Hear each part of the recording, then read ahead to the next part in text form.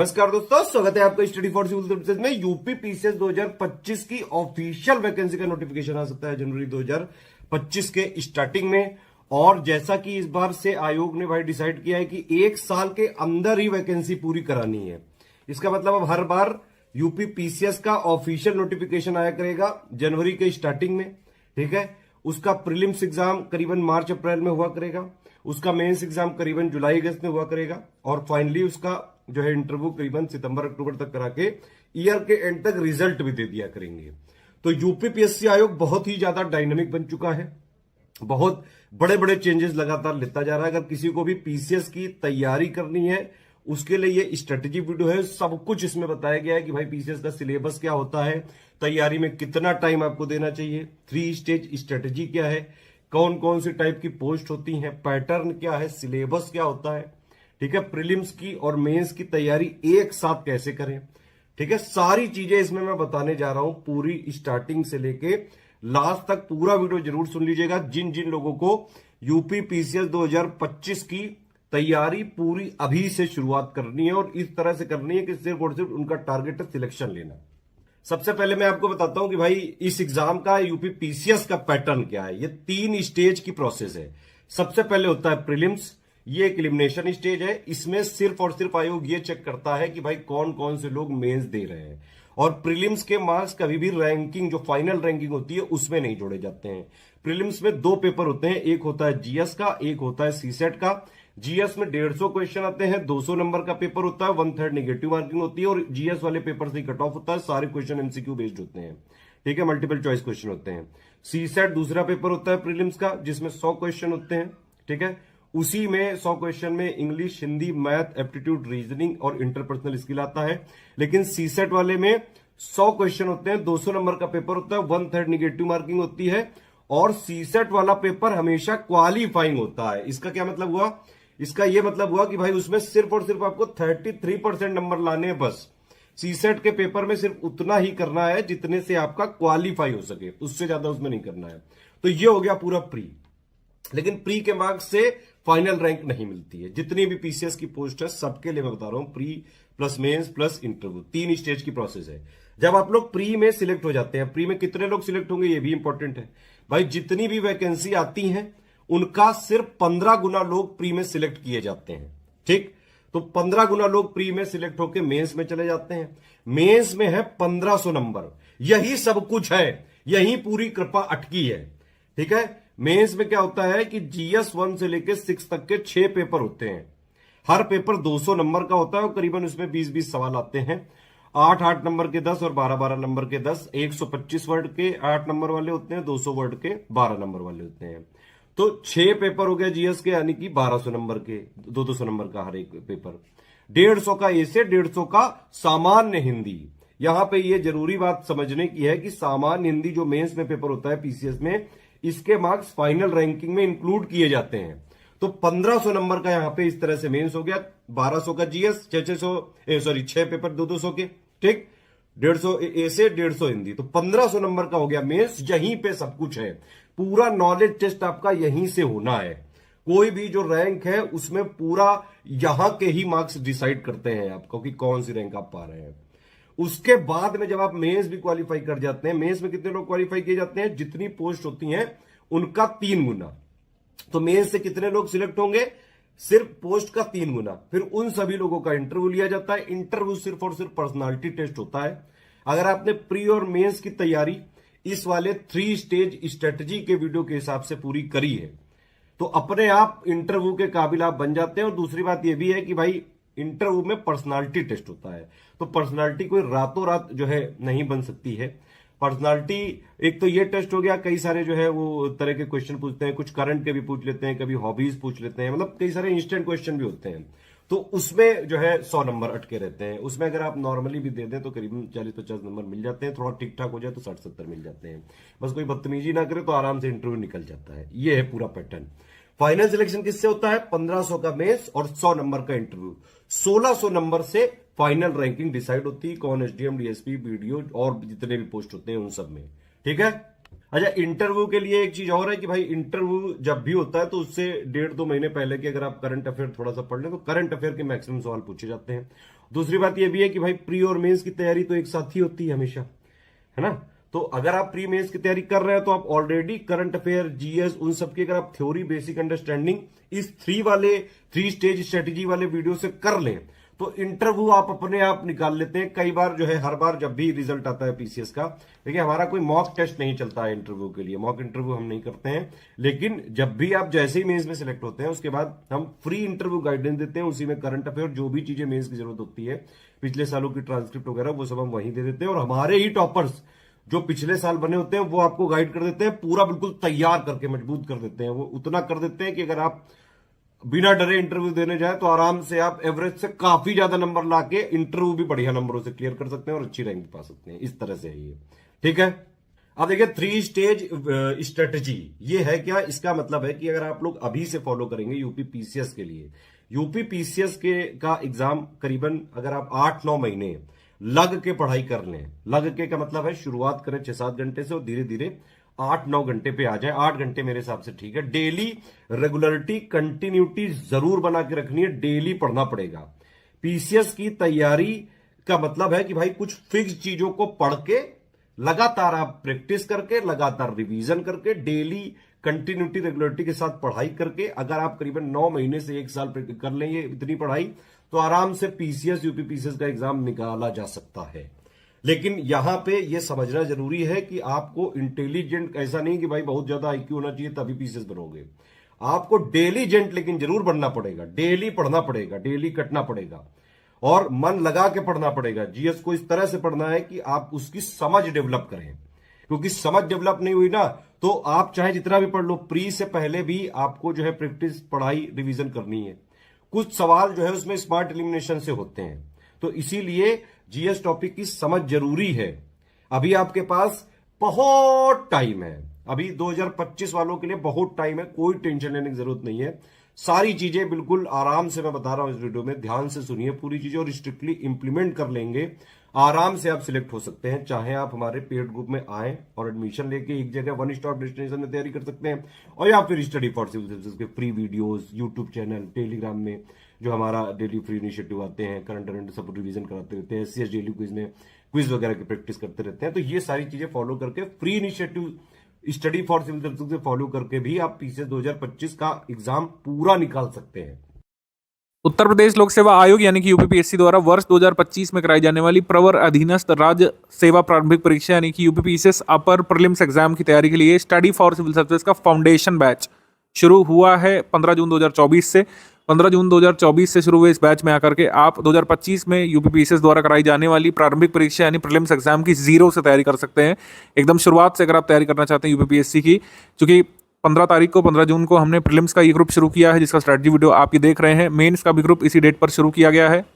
वर्ष 2024 में अगर आप ग्रेजुएशन अपना कंप्लीट कर रहे हैं या फिर वर्ष 2025 में कंप्लीट करेंगे फर्स्ट क्वार्टर में, तो आपके लिए बहुत अच्छा मौका है, आप जीरो से तैयारी कर सकते हैं। आप उत्तर प्रदेश लोक सेवा आयोग के बारे में कुछ नहीं जानते हैं, यूपीपीसीएस में आपका एक पोस्ट लेने का सपना है प्रवर अधीनस्थ सेवा परीक्षा में यानी कि यूपीपीसीएस अपर में, तो ये प्रीलिम्स बैच हम हमेशा शुरू करते हैं 1 वर्ष पहले। जैसे 2024 का जो प्रीलिम्स एग्जाम मार्च में होना था, फिर जुलाई में होना था, लेकिन फाइनली अब वो अक्टूबर में होगा।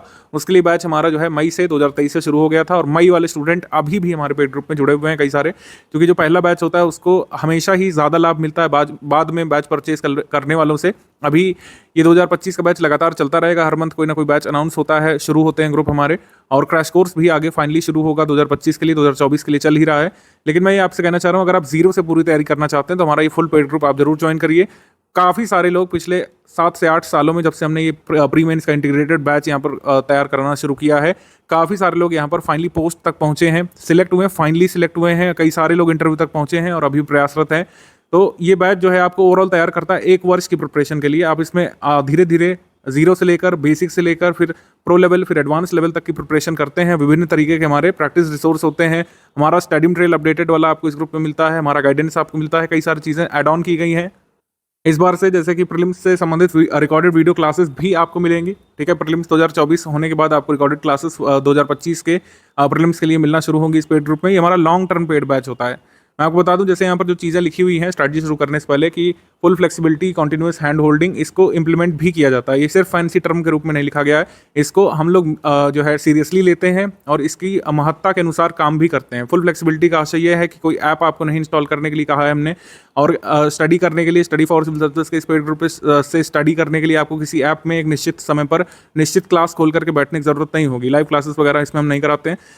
कॉन्टिन्यूस हैंड होल्डिंग का आशय ये है कि लॉन्ग टर्म तक आपका सपोर्ट बना रहता है। जैसे मैंने अभी आपको बताया भी कि वर्ष 2024 में होने वाली जो परीक्षा है यूपीपीसीएस की अपर प्रीलिम्स वाली, जो अब अक्टूबर में शिफ्ट कर दी गई है आयोग के द्वारा, पहले मार्च में होनी थी। तो मार्च तक का हमारा कमिटमेंट था फाउंडेशन बैच में, लेकिन हमने स्टडी मटेरियल वाले ग्रुप को कंटिन्यू किया है आगे भी। पहले हमने जुलाई तक सपोर्ट देने के लिए कहा था, लेकिन अब हम अक्टूबर तक भी अपने स्टूडेंट को सपोर्ट करेंगे। कभी भी स्टडी फॉर सिविल सर्विसेज का बैच बीच में नहीं खत्म होता है, एग्जाम तक हम पूरा सपोर्ट करते हैं। जितना हमारे अंदर जो है क्षमता है, जितना हम कर सकते हैं, जितना पॉसिबल होता है, उतना सपोर्ट आपको देते हैं और हमेशा ही अब तक दिया। अब तक कोई ऐसी सिचुएशन नहीं है कि हुई है कि हमें आपका साथ बीच में छोड़ना पड़ा हो, ईश्वर की कृपा से भी, कि अगर बैच एक्सटेंड होता है तो बिना किसी फी के हम बैच को एक्सटेंड करते हैं। करंट अफेयर का सपोर्ट बढ़ाया जाता है, प्रैक्टिस रिसोर्सेज का सपोर्ट बढ़ाया जाता है, और एक टाइम ही फी ली जाती है आपसे। मतलब अगर आप इस 15 जून वाले ग्रुप में आए हैं तो आपको एक बार फी देनी है, फिर आपको सपोर्ट जो है प्रीलिम्स 2025 तक देने का पूरा प्रयास हमारी टीम करती है। तो कंटिन्यूस हैंड होल्डिंग का ये मतलब है कि जो पेपर आपका मार्च में होना था 17 मार्च को, फिर जुलाई में शिफ्ट हुआ, फिर अक्टूबर में, लेकिन हमने बैच यहाँ पर कंटिन्यू किया है। 2023 में जिन लोगों ने एडमिशन लिया था वो अभी भी बैच से जुड़े हुए हैं और उनको लगातार current affair, UP current affair, उन सब चीज़ों का सपोर्ट मिलता रहेगा और प्रैक्टिस के क्वेश्चन भी उन्हें दिए जा रहे हैं। कुछ एडिशनल चीज़ अगर प्रेजेंट पेड बैच के लिए दी जाएगी तो पुराने पेड बैच वालों को ऑटोमेटिकली मिल जाती है। तो इसे बोलते हैं continuous hand holding. Full flexibility है यहाँ पे, कोई आपको टाइमिंग नहीं यहाँ पर देते हैं हम लोग कि इस टाइमिंग पर ही आपको मौजूद रहना है तभी हमारा गाइडेंस मिलेगा, ऐसा नहीं है। स्टडी मटेरियल आपको पेड स्टडी मटेरियल वाले ग्रुप में दिया जाता है, रिकॉर्डेड क्लासेस भी उसी में आएंगी, पेड क्विज में क्वेश्चंस आते हैं, टेस्ट सीरीज पीडीएफ फॉर्म में आती है। डाउट क्लियरेंस का ग्रुप होता है फुल पेड ग्रुप वालों के लिए, आप 24/7 डाउट पूछ सकते हैं। 24/7 का मतलब ये है कि अगर आप मान लीजिए रात में भी डाउट पूछते हैं, आप 2 बजे डाउट पोस्ट करते हैं ग्रुप में, तो सुबह में आपको उसका उत्तर मिल जाता है। तो लगातार डाउट क्लियरेंस हमारा चलता है।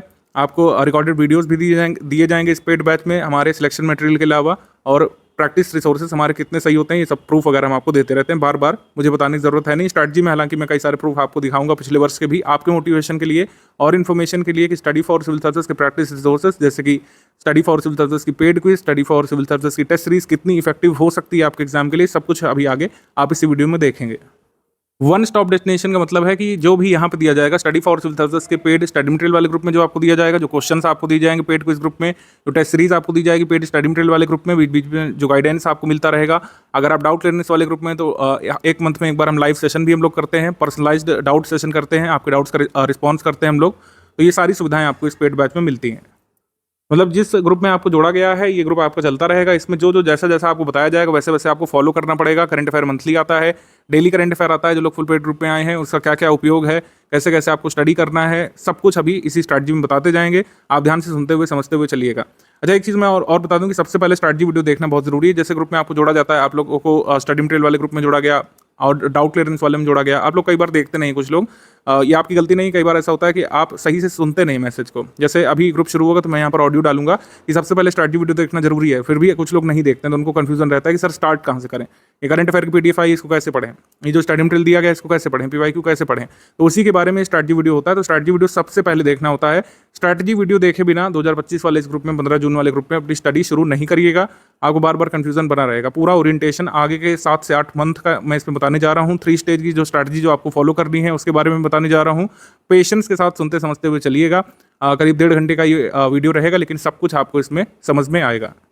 2023 वाले एग्जाम को अगर हम देखें उसमें अब तक का सबसे हाईएस्ट प्रीलिम्स का कट ऑफ गया था, तब भी हमारे काफ़ी सारे स्टूडेंट सिलेक्ट हुए थे और हमारे कंटेंट से कितना कितना एग्जाम में आप कर सकते थे उसका प्रूफ हमने पिछले साल ही डाल दिया था एग्जाम कंडक्ट होने के 2 दिवस बाद। तो इतने हाई कट ऑफ में भी हमारा कोई सिलेक्शन रेशियो कम नहीं हुआ है, लगातार सीट गिर रही है, कट ऑफ हाई जा रहा है। लेकिन स्टडी फॉर सिविल सर्विसेज का सिलेक्शन रेशियो इसीलिए मेंटेन है क्योंकि ईमानदारी के साथ, कमिटमेंट के साथ हम लोग लगातार स्टडी मटेरियल को अपडेट करते जा रहे हैं, जो आपके लिए सिलेक्शन मटेरियल हर बार साबित होता है। स्टडी फॉर सिविल सर्विसेज का अपडेटेड स्टडी मटेरियल और हमारे प्रैक्टिस रिसोर्सेज हर बार आपके लिए सिलेक्शन मटेरियल इसीलिए बनते हैं क्योंकि लगातार इनमें अपडेट किया जाता है। हमारी टीम ईमानदारी से डेटा कलेक्ट करती है, हमारी रिसर्च होती है, हम दिन भर जो है इसी के लिए काम करते हैं कि किस तरीके से हमारा स्टडी मटेरियल और हमारे प्रैक्टिस रिसोर्सेज ऐसे हों कि एग्जाम बोर्ड आपसे पूरे सिलेबस में से चाहे जो सवाल पूछे प्रीलिम्स में, अगर प्रीलिम्स के ग्रुप में अगर आप आए हैं और मेंस वाले ग्रुप में अगर आप मेंस वाले में आए तो सारे सवाल आप इतना सही कर सके कि आपका कट ऑफ निकल सके। तो स्ट्रैटेजी वीडियो ध्यान से देखिएगा, बाद में पेड ग्रुप में स्टडी मटेरियल कैसे देखें वाला वीडियो दिया जाएगा, उसको ध्यान से देख लीजिएगा। वो एक मतलब बेसिक वीडियो होता है, उसमें बताया जाता है टेलीग्राम ग्रुप को कैसे ऑपरेट करना है, कैसे पीडीएफ वगैरह डाउनलोड करना है, कैसे प्रिंट कर सकते हैं। बेसिक फीचर जो है उसमें प्रैक्टिकल तौर पर सेकंड वीडियो में बता दी जाते हैं। फर्स्ट वीडियो देखना बहुत जरूरी है। स्ट्रैटेजी वीडियो जो आप देख रहे हैं इस समय, इसको पूरा खत्म करके ही उठिएगा। जिन लोगों ने फुल पेड ग्रुप लिया है उनको क्विज ग्रुप के अलावा 2 ग्रुप में जोड़ा गया होगा। एक स्टडी मटेरियल वाला ग्रुप होगा जिसमें आपको पीडीएफ वगैरह दिख रही होंगी, बेसिक बुक की पीडीएफ दिख रही होंगी। आप उसमें थोड़ा सा ब्रेनस्टॉर्म भी करने लगे होंगे, कैसे पढ़ना है, किससे शुरुआत करनी है, कौन सी पीडीएफ प्रिंट कर लें, डेली करंट अफेयर आ रहा है कैसे पढ़ना है, मंथली जो आता है उसको पढ़ने की अप्रोच क्या रखनी है, सब कुछ बताऊंगा मैं इसी स्ट्रैटेजी वीडियो में। बिल्कुल धैर्य के साथ देखते रहिए। सेकंड वीडियो डाउट क्लियरेंस वाला, मतलब सेकंड ग्रुप जो है डाउट क्लियरेंस वाला ग्रुप है। इसमें आप अपने डाउट पूछ सकते हैं। डाउट पूछने का तरीका क्या है, कैसे डाउट का रिप्लाई किया जाता है, सब मैं अभी आपको एक एक करके शो करने वाला हूँ। आप ग्रुप से जुड़ गए हैं ये इंश्योर कर लीजिएगा। ग्रुप में आ गए और फिर क्या करना है, स्ट्रैटेजी वीडियो आप ऑलरेडी देख रहे हैं। पेड ग्रुप में स्टडी मटेरियल कैसे देखने वाला वीडियो देखना पड़ेगा, उसके बाद आपको मैक्सिमम चीज़ें समझ में आ जाएंगी। फिर आपका डेली बेसिस पर स्टडी प्लान शुरू हो जाएगा। फर्स्ट स्टेज क्या है, सेकंड स्टेज क्या है, थर्ड स्टेज, अभी एक एक करके यहाँ पे बताने वाले हैं। कमिटमेंट पीडीएफ के बारे में दिया हुआ है, क्या क्या कमिटमेंट हमारी है, उसके टेस्ट सीरीज का शेड्यूल क्या है, क्विज ग्रुप में कैसे चलता है, तो सब अभी एक एक करके बताएंगे। सबसे पहले ग्रुप के फीचर्स यहाँ पर समझ लेते हैं। तो सबसे पहले यहाँ पर बात करेंगे डेली करंट अफेयर की। डेली करंट अफेयर या फिर डेली न्यूज़पेपर या किसी भी तरीके से डेली न्यूज़ कवर करने के लिए, यूपीपीएससी स्पेसिफिक न्यूज़ कवर करने के लिए अब आपको इधर उधर कोई सोर्स देखना नहीं पड़ेगा, क्योंकि daily current affair PDF form में आपको मिल जाया करेगा। डेली बेसिस पर 3 या 4 बजे तक अपलोड कर दिया जाता है ये, और कभी गैप होता है तो नेक्स्ट डे इसमें कवर करा दिया जाता है। कोई इमरजेंसी हो गई हमारी टीम में से, वैसे ऐसा होता नहीं है। अगर मान लीजिए कि न्यूज़पेपर ही नहीं छपे हैं किसी दिन, जैसे फेस्टिवल टाइम में होता है, तो उस दिन न्यूज़ नहीं आती है। और अगर उस दिन का भी कोई इंपॉर्टेंट इवेंट रहता है तो अगले दिन कवर करा दिया जाता है। वीकली ऑफ रहता है संडे को आपको डेली करंट अफेयर नहीं मिलता है। और संडे का जो भी इवेंट होता है, मान लीजिए कोई स्कीम लॉन्च हुई, कोई इवेंट हुआ, कोई समिट हुई संडे के दिन, तो उसको मंडे में आप कवर होता हुआ पाएंगे। मंडे की पीडीएफ थोड़ी सी बड़ी होती है इसीलिए, ठीक है। डेली करंट अफेयर आपको हमारे ग्रुप में ही मिलेगा। इसका वीडियो भी आता है ओनली करंट अफेयर वाले चैनल पर, वो शायद शाम तक आता है, तो आप उसे रेफर कर सकते हैं। लेकिन यहाँ पर प्रयास करिएगा पीडीएफ से ही पढ़ें। पीडीएफ से कैसे पढ़ना होता है सब अभी मैं एक एक करके बताऊंगा। अभी खाली फीचर सुनते समझते चलिए। मंथली करंट अफेयर हम आपको 3 पीडीएफ देते हैं। मंथली करंट अफेयर में 3 पीडीएफ देते हैं। पहली होती है प्री स्पेशल।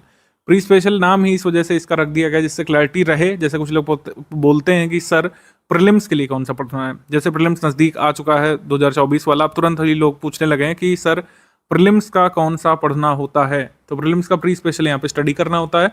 ये हम पहले ही बता देते हैं, लेकिन लोग इग्नोर करते हैं बातों को, फिर पूछते हैं। तो प्रीलिम्स स्पेशल का मतलब ये कि ये प्रीलिम्स के लिए है, ये मेंस में आपको सपोर्ट नहीं करेगा करंट अफेयर, ठीक है। और जो डेली करंट अफेयर दिया जाता है उसका मंथली कंपाइलेशन हम लोग देते हैं।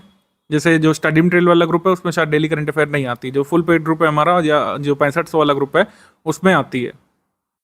तो डेली करंट अफेयर सभी ग्रुप में नहीं आती। मान लीजिए आप ओनली स्टडी मटेरियल वाले ग्रुप में, तो उसमें डेली करंट अफेयर नहीं आता। डेली करंट अफेयर सिर्फ फुल पेड ग्रुप वालों के में आता है।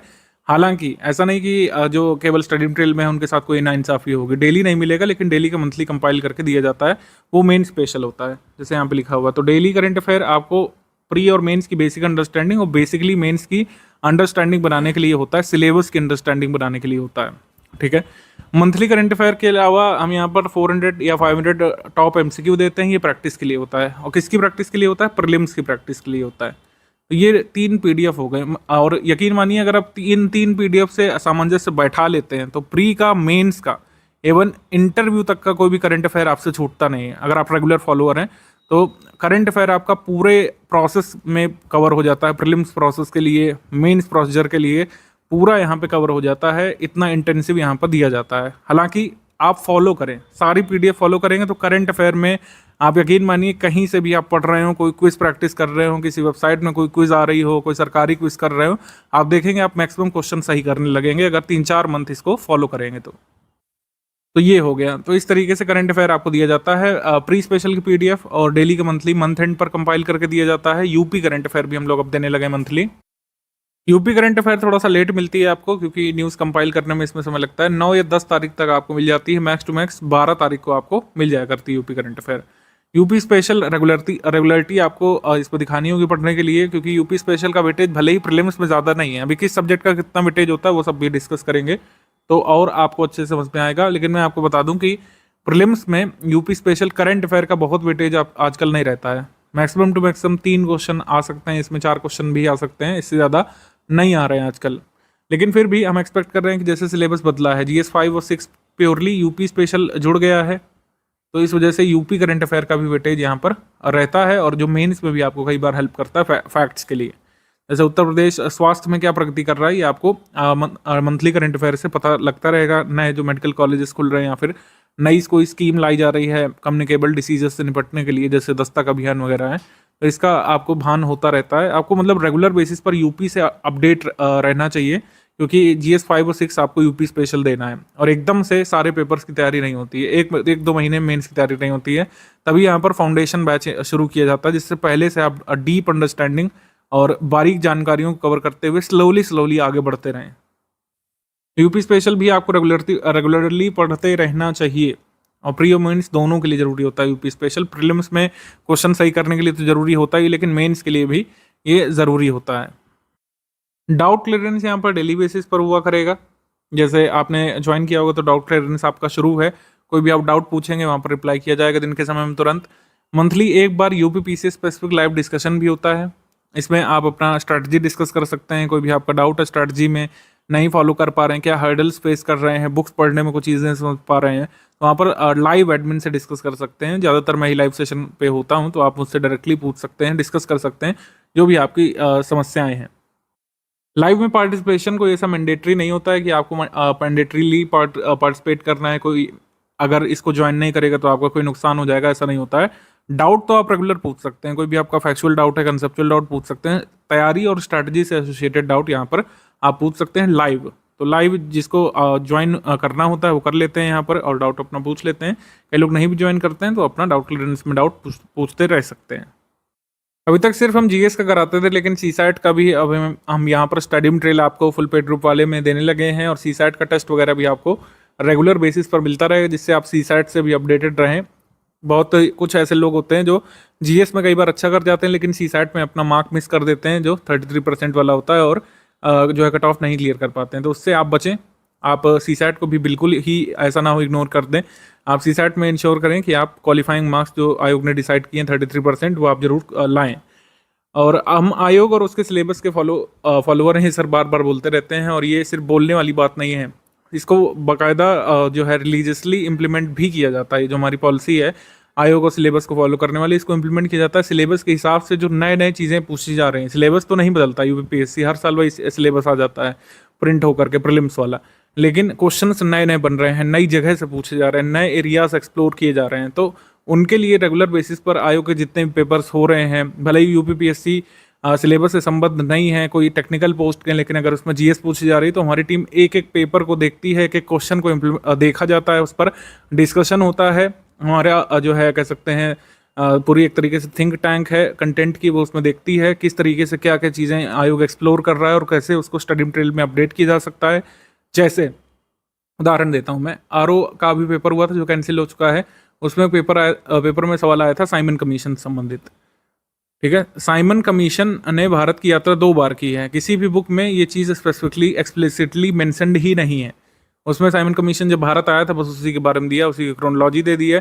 साइमन कमीशन ने भारत को 2 बार विजिट किया था। हमारे कंटेंट में बाकायदा डेट्स यहाँ पे लिखी हैं, कब कब साइमन कमीशन ने विजिट किया और भारत में किन किन जगहों की यात्रा की, वो तक लिखा हुआ है और उससे सवाल आया था, जबकि किसी बुक में, स्टैंडर्ड बुक में नहीं दिया हुआ है। तो कहने का ये मतलब है कि ये सब जो है हम ऑलरेडी इम्प्लीमेंट करते हैं कि जो चीज़ बुक्स भी छोड़ दे रहे हैं फैक्ट, और जो जरूरी हो सकता है एग्जाम के लिए, उसको हम लोग कवर करते हैं। ठीक है, तो इसी वजह से हम लोग कहते हैं किसी बुक या पब्लिशर को हम फॉलो नहीं करते हैं, क्योंकि उनसे भी पहले हमारा फैक्ट अपडेट होता है जो एग्जाम में पूछा जाने वाला होता है। थोड़े से टेलीग्राम के बेसिक्स आपको समझ लेने चाहिए। टेलीग्राम ऐप आपको काफ़ी चलाना पड़ेगा, हम तैयारी के दौरान वहीं से पीडीएफ वगैरह एक्सप्लोर करना है। तो जैसे हम अपनी स्टडी टेबल को ऑर्गेनाइज रखते हैं, कहाँ पे बुक्स रखी हैं, कहाँ पे नोट्स रखे हैं, कहाँ पे रफ कॉपी, पेन पेंसिल कहाँ पे रखा है, तो अच्छे तरीके से ऑर्गेनाइज करते हैं। अच्छे सीरियस स्टूडेंट ऑर्गेनाइज करते हैं, अगर नहीं करते हैं तो आपको करना चाहिए। तो उसी तरीके से टेलीग्राम आपका जैसे स्टडी टेबल है, तो इसको ऑर्गेनाइज करके रखिए। इसमें अगर कैश मेमोरी बहुत ज़्यादा इकट्ठा हो जाए तो इसको क्लीन कर लीजिए। कैश मेमोरी क्लीन करने से कुछ लोग सोचते हैं ग्रुप एग्जिट हो जाता है, ऐसा कुछ नहीं होता है। कैश मेमोरी अगर आप क्लीन करते हैं तो ऐसा होता है कि जितना भी स्टोरेज होती है वो वहाँ से चली जाती है, क्लाउड में सारी चीज़ें रहती हैं। जैसे मान लीजिए आपने हिस्ट्री की फाइल डाउनलोड कर रखी थी, कैश क्लीन करेंगे तो आपको दोबारा डाउनलोड करने के लिए कहेगा, और इतना डेटा आजकल सभी के पास होता है।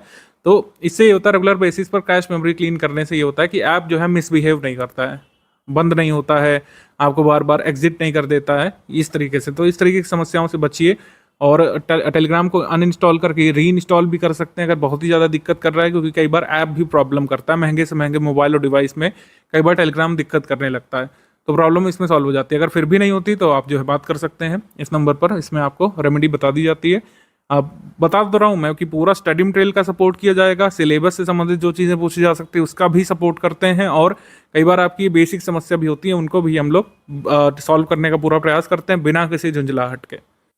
अच्छा, ये जो चीज़ लिखी है ये हम बार बार इसीलिए लिख देते हैं क्योंकि कई लोग मानते नहीं हैं बार बार इसको करने से। R&D सिर्फ स्टडी फॉर सिविल सर्विसेज की टीम को करने दीजिए, आपने वन टाइम पेमेंट कर दिया, अब आप यहाँ से सिर्फ लाभ लीजिए। कई लोग R&D करने लगते हैं, research and development. Research development का मतलब ये है कि वो एक्सप्लोर करने लगते हैं वो चीज़ें जो उनको एक्सप्लोर करना नहीं जरूरी है। जैसे कुछ लोग जो है फर्जी डाउट क्रिएट कर देते हैं। मान लीजिए गूगल पे आप कोई चीज़ लिखते हैं, ठीक है, और जो सर्च में फर्स्ट रिजल्ट आ जाता है, सेकंड रिजल्ट, उसको दिखाकर कहने लगते हैं कि आपके स्टडी मटेरियल में ये चीज़ जो है रॉन्ग दी हुई है, देखिए गूगल ये बता रहा है। तो ये सेंटेंस ही अपने आप में बहुत फ्लॉड है कि गूगल ये बता रहा है। गूगल कुछ नहीं बताता है, गूगल एक सर्च इंजन है, ठीक है। जैसे लाइब्रेरी में आप ही नहीं कह सकते कि मैंने जो है ये देखा था, ये फैक्ट लाइब्रेरी बता रही है। लाइब्रेरी नहीं बताती कोई फैक्ट, लाइब्रेरी में रखी हुई कोई बुक बताती है, या फिर बुक में कोई पेज नंबर दिया रहता है वो बताता है, वो रेफरेंस मटेरियल होता है। तो जब आप वेब सर्च करते हैं जैसे क्रोम से या फिर किसी ब्राउज़र से सर्च करते हैं तो उसमें अनगिनत रिसोर्सेज आपको देता है। तो उस रिसोर्स में कौन सा रिसोर्स ऑथेंटिक है या कौन सा रिसोर्स नॉन ऑथेंटिक है, इसका काम आप स्टडी फॉर सिविल सर्विस पर ही छोड़ दीजिए, इसको तय करने का काम कि ऑथेंटिक कौन सा रिसोर्स है और नॉन ऑथेंटिक कौन सा है, कौन सा आपको सही मानना है, कौन सा गलत मानना है, ठीक है। तो इसको लेकर आप कई बार खुद ही कंफ्यूज रहते हैं और कई बार हमारी टीम को भी कर देते हैं बार बार कि सर ये देखिए गूगल पे आया, गूगल पे आया, तो वो चीज़ सही नहीं होती है। गूगल में कौन सा वेबसाइट है, कौन सा रिसोर्स है, कौन सा ऑफिशियल है, कौन सा नॉन ऑफिशियल है, कौन सा सही मानता है कमीशन, कौन सा नहीं सही मानता है, ये हम काम कर रहे हैं लगातार 8-9 सालों से। और 8-9 साल अगर आप भी तैयारी करेंगे तो हो सकता है कि हमारी टीम जितनी नॉलेज आप भी गेन कर लें, लेकिन ये तो आपका उद्देश्य है नहीं। आप किस लिए जुड़े हैं? आप जुड़े हैं यूपीपीएससी प्रीलिम्स 2025 की परीक्षा क्लियर करने के लिए। तो इसीलिए मैं फिर से कह रहा हूँ कि गूगल सर्च आप लोग या तो ठीक से करना समझ लीजिए अच्छे से, जो आपको काम नहीं देगा डायरेक्टली कहीं एग्जाम में। आप स्टडी मटेरियल पढ़ते रहिए और प्रैक्टिस करते रहिए, ये भी आपके लिए सफिशिएंट है। अगर गूगल करते हैं तो ठीक से करें और तभी उसका कोई यहाँ पे डिस्कशन करिए, अदरवाइज जो हमारे स्टडी मटेरियल में है उसको सही मानिए। ऐसा नहीं है कि कभी कोई टाइपो नहीं हो सकती है, कोई एरर नहीं हो सकती है। 99.99% की गारंटी हर कोई लेता है, उतनी गारंटी हम लोग भी ले सकते हैं। अगर कोई टाइपिंग एरर है, कोई जो है मिसबिहेवियर हुआ है किसी डिवाइस से, टाइपिस्ट से, तो उसको हम लोग सही कर लेते हैं और आपके एग्जाम से पहले ऑथेंटिक इन्फॉर्मेशन आपको दे देते हैं। तो आपका कोई भी डाउट है तुरंत आप डाउट क्लियरेंस वाले ग्रुप में पूछिए। पेड डिस्कशन ग्रुप जो आपको दिया गया उसमें डिस्कस करिए, उससे कोई अगर नहीं समाधान मिलता है तो आप यहाँ पे भेज सकते हैं। लेकिन आप ये सब नहीं करिए कि गूगल ये कह रहा है तो आपने क्यों गलत दिया, ये सब कोई अच्छा तरीका नहीं डाउट पूछने का। आप डाउट पूछ सकते हैं कि सर मुझे ये फैक्ट डाउटफुल लग रहा है, मैंने कई जगह से देखा है, इसमें डाउट आ रहा है, क्या आप इसे बता सकते हैं? मैं और या फिर हमारी टीम में से कोई आपको ऑथेंटिक सोर्सेज के हिसाब से बताएंगे क्या सही है और क्या आपको एग्जाम के लिए सही मानना चाहिए। एक उदाहरण मैं आपको दे रहा हूँ किस तरीके से किसी पॉपुलर प्लेटफॉर्म पर दी गई जानकारी भी गलत हो सकती है। गूगल सर्च रिजल्ट में किसी वेबसाइट में गलत डेटा भी कई बार आ जाता है, तो इसको यहाँ पर समझिए। हमने यहाँ पर इनको सोल्यूशन दिया, आपको बाकायदा वीडियो बना करके दिया था 2024 वाले ग्रुप में। वही वीडियो मैं आपके स्ट्रैटेजी में जोड़ भी दे रहा हूँ, जिससे आप अच्छे से समझ जाएंगे कि टाइगर रिजर्व नोटिफाई कैसे होता है, क्या प्रोसेस होती है टाइगर रिजर्व को नोटिफाई होने की। How tiger reserve is notified, और भारत का 54वां टाइगर रिजर्व एक्चुअली कौन सा है, और एग्जाम में किसको आपको सही मानना चाहिए। ये वीडियो आप लोग सुन लीजिए एक बार, इससे आपको पता चल जाएगा कि डाउट क्लियरेंस हमारे ग्रुप में कैसे होता है।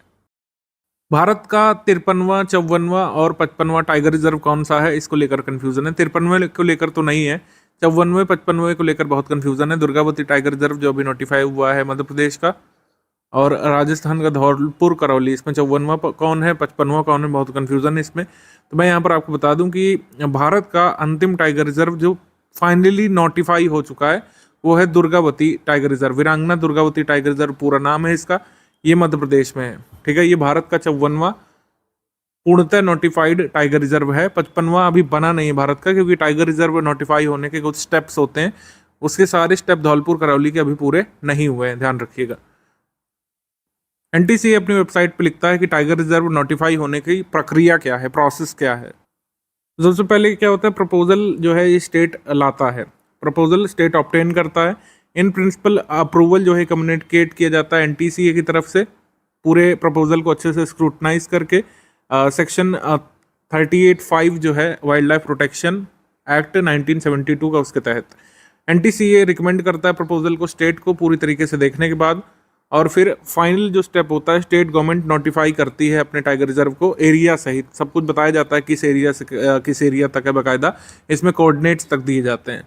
ठीक है, तो दुर्गावती टाइगर रिजर्व ये सारी प्रक्रिया फॉलो कर चुका है 4 स्टेप की, जबकि जो धौलपुर करौली वाला टाइगर रिजर्व है उसमें ये वाला स्टेप बाकी है अभी।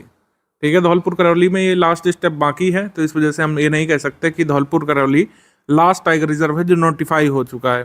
प्रपोजल हो चुका है, प्रपोजल को अप्रूव भी कर चुका है एनटीसीए, ये भी हो चुका है, आखिरी स्टेप अभी बाकी है धौलपुर करौली को नोटिफाई होने में। तो हम ये कह सकते हैं कि भारत का 55वां टाइगर रिजर्व बनेगा धौलपुर करौली जब नोटिफाई हो जाएगा फाइनली स्टेट के द्वारा। ठीक है, बाकी प्रूफ की अगर हम बात कर लें, ऑथेंटिक इसलिए मान रहे हैं क्योंकि स्वयं जो हमारे इन्वायरमेंट मिनिस्टर हैं इन्होंने ट्वीट किया था 31 अक्टूबर 2022 को कि रानीपुर जो है ये 53वां टाइगर रिजर्व है, इसमें तो खैर क्लैरिटी है। और ये भी उसमें कहा था 22 सितंबर को 2023 में इन्होंने ट्वीट किया था कि हमारा टाइगर रिजर्व जो टोटल नंबर 54वां हो चुका है, और 54वां कौन सा बना है, वीरांगना दुर्गावती टाइगर रिजर्व, इसको फाइनली नोटिफाई किया जा चुका है।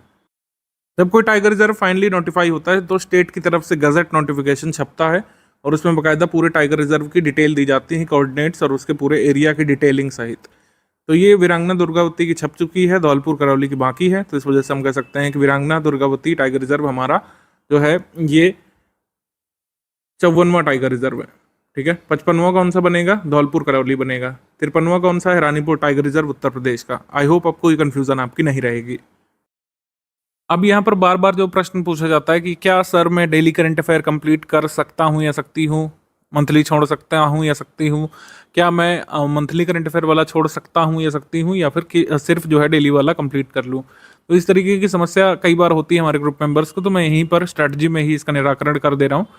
एससीएस का जो डेली करंट अफेयर होता है ये डिस्क्रिप्टिव बेस्ड होता है, आप पीडीएफ खोल कर देख लीजिए, कोई भी कंटेक्स्ट आया, कोई न्यूज़ आई तो उसका डिटेल्ड इन्फॉर्मेशन दिया जाता है, क्या न्यूज़ है, क्या तथ्य हैं उससे संबंधित, हिस्टोरिकल बैकग्राउंड अगर कोई है तो आगे क्या हो सकता है, सारी चीज़ों का एनालिसिस उसमें दिया रहता है। एनालिसिस, फैक्ट, कंटेक्स्ट सब कुछ दिया रहता है, और किस तरीके से सिलेबस से लिंक्ड है उसमें भी लिखा रहता है। ऊपर हेडिंग में होता है कि GS3 के सिलेबस संबंधित है, GS4 संबंधित है, या फिर GS2 से है, GS1 से है, सब कुछ उसमें दिया रहता है। अब मेंस का रेलिवेंस यहाँ पर ज़्यादा रहता है डेली करंट अफेयर में, मतलब जो भी आप PDF पढ़ेंगे उसमें से आपका जो लाभ होगा वो किस स्टेज पर मिलेगा, मेंस में ज़्यादा लाभ मिलता है आपको डेली करंट अफेयर का, प्रीलिम्स के लिए रेलिवेंस इसकी कम रहती है। वहीं अगर हम तुलना करें रेलिवेंस डेली करंट अफेयर के कंपैरिजन में मंथली करंट अफेयर की, प्रीलिम्स के लिए वेरी हाई रहती है और मेंस में इसकी ज़्यादा कोई रेलिवेंस रहती नहीं है। और जो मंथली करंट अफेयर होता है बहुत ही टू द पॉइंट आपने देखा होगा दिया रहता है, जितना एग्जाम में पूछी जा सकती हैं प्रीलिम्स वाले में आपके ऑब्जेक्टिव पेपर के लिहाज से उसको बनाया जाता है। बेसिकली ऑब्जेक्टिव एग्जाम में जिस तरीके के तथ्य पूछे जा सकते हैं, जिस तरीके के फैक्ट या इन्फॉर्मेशन पूछी जा सकती है, उसी हिसाब से उसको डिज़ाइन किया जाता है, उसी हिसाब से लिखा जाता है। कई बार आप देखेंगे कि monthly current affair pre special बहुत ही लिमिटेड नंबर ऑफ पेजेस का स्टडी फॉर सिविल सर्विस का होता है, और उसमें कई बार आपको नोट मेकिंग की भी आवश्यकता नहीं पड़ती है, क्योंकि वो अपने आप में बहुत शॉर्ट होता है। जो मंथली करंट अफेयर होता है या फिर जो यूपी करंट अफेयर होता है बहुत शॉर्ट में हम लोग देते हैं, इन्फॉर्मेशन डेंस होता है। मान लीजिए कोई स्कीम आई है तो जितने इन्फॉर्मेशन उसकी जरूरी है वो सब हम देते हैं उसमें, लेकिन जितना गैर जरूरी चीज़ें होती हैं उसको हम लोग नहीं देते हैं। ठीक है, जैसे स्कीम के डिसएडवांटेजेस वगैरह हम नहीं देते हैं आपके प्रीलिम्स वाले में, क्योंकि प्रीलिम्स में वो उस चीज़ की डिमांड नहीं है। और जबकि मेंस वाले में सब कुछ देते हैं, जो डेली करंट अफेयर होता है उसमें सब कुछ दिया रहता है कि जो स्कीम आई है उसकी क्या ड्रॉबैक्स हो सकते हैं, आगे के इम्प्लीकेशंस क्या हो सकते हैं, सब कुछ की एनालिसिस जो है वो डेली करंट अफेयर में होती है। जबकि प्रीलिम्स वाले में क्या रहता है कि फोकस यहाँ पे किया जाता है कि आप लेस नंबर ऑफ पेजेस पढ़ करके मोर नंबर ऑफ क्वेश्चंस अपने ऑब्जेक्टिव प्रीलिम्स एग्जाम में GS पेपर 1 में कर सकें। तो ये डिफरेंस होता है डेली करंट अफेयर में, मंथली करंट अफेयर में। अब आपको यहाँ पर भान हो गया होगा कि डेली करंट अफेयर क्यों पढ़ना चाहिए और मंथली करंट अफेयर क्यों पढ़ना चाहिए, यूपी करंट अफेयर क्यों पढ़ना चाहिए। अच्छा, एक चीज़ और मैं बता दूं कि कई लोग पूछते हैं कि मंथली करंट अफेयर तो आप लोग कहते हैं कि अच्छे से इसको याद कर लीजिए, बार बार रिवाइज करिए, क्या डेली करंट अफेयर को भी बार बार रिवाइज करने की ज़रूरत है? तो इसका उत्तर है नहीं। इन्फॉर्मेशन डेंस होता है, लेकिन ज़्यादातर अंडरस्टैंडिंग आपकी बनाने के लिए होता है। इसमें आपको सारी इन्फॉर्मेशन रिमेंबर करने की ज़रूरत नहीं होती है। मान लीजिए कोई स्कीम आई है, उसका 360 डिग्री एनालिसिस तो डेली वाले में मिल गया आपको, लेकिन जो स्कीम के फैक्ट जो आपको परीक्षा तक याद रखने हैं वो आपको इसमें मिल जाएगा। मंथली वाले में भी।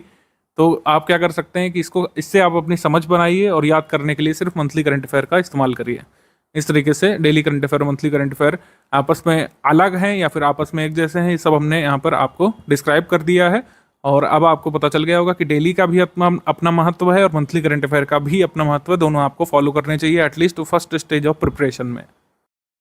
एक चीज़ का भान आपको होना चाहिए हमेशा ही कि प्रीलिम्स पेपर पूरा अटेम्प्ट नहीं करना है, ना ही पूरा अटेम्प्ट करना एग्जाम की डिमांड है, ना ही पूरा अटेम्प्ट आप कर सकते हैं चाह कर भी। आप कितने भी बड़े स्कॉलर बन जाएं या फिर कितना भी हमारा कंटेंट पढ़ लें या किसी भी इंस्टीट्यूट या फिर दुनिया की सारी किताबें भी अगर कैप्चर कर लें, तब भी आप 150 क्वेश्चंस नहीं निकाल पाएंगे। अच्छा, यहाँ पे कैच है, इसलिए भी नहीं निकाल पाएंगे कि क्योंकि 2-3 क्वेश्चन तो हर बार डिस्प्यूटेड निकल आते हैं या फिर कई बार उसके आंसर गलत होते हैं आयोग के द्वारा, या फिर 2 आंसर सही मान लिए जाते हैं या फिर क्वेश्चन पूर्णतः डिलीट हो जाता है। पास्ट में भी क्वेश्चन डिलीट हुए हैं मॉडिफाइड की में, आपने देखा होगा। तो जब 150 पूरे क्वेश्चन सही छपे ही नहीं है पेपर में, तो आप कैसे कर सकते हैं? आपको सिर्फ कट ऑफ निकालना है। कट ऑफ कितना जाता है, कितना टारगेट करना चाहिए, वीडियो के आगे के हिस्से में हम लोग कवर कर रहे हैं। लेकिन ये समझिए कि कभी भी आप 100% सिलेबस कवर नहीं कर पाएंगे। जीएस में से कोई 100% कुछ होता ही नहीं है।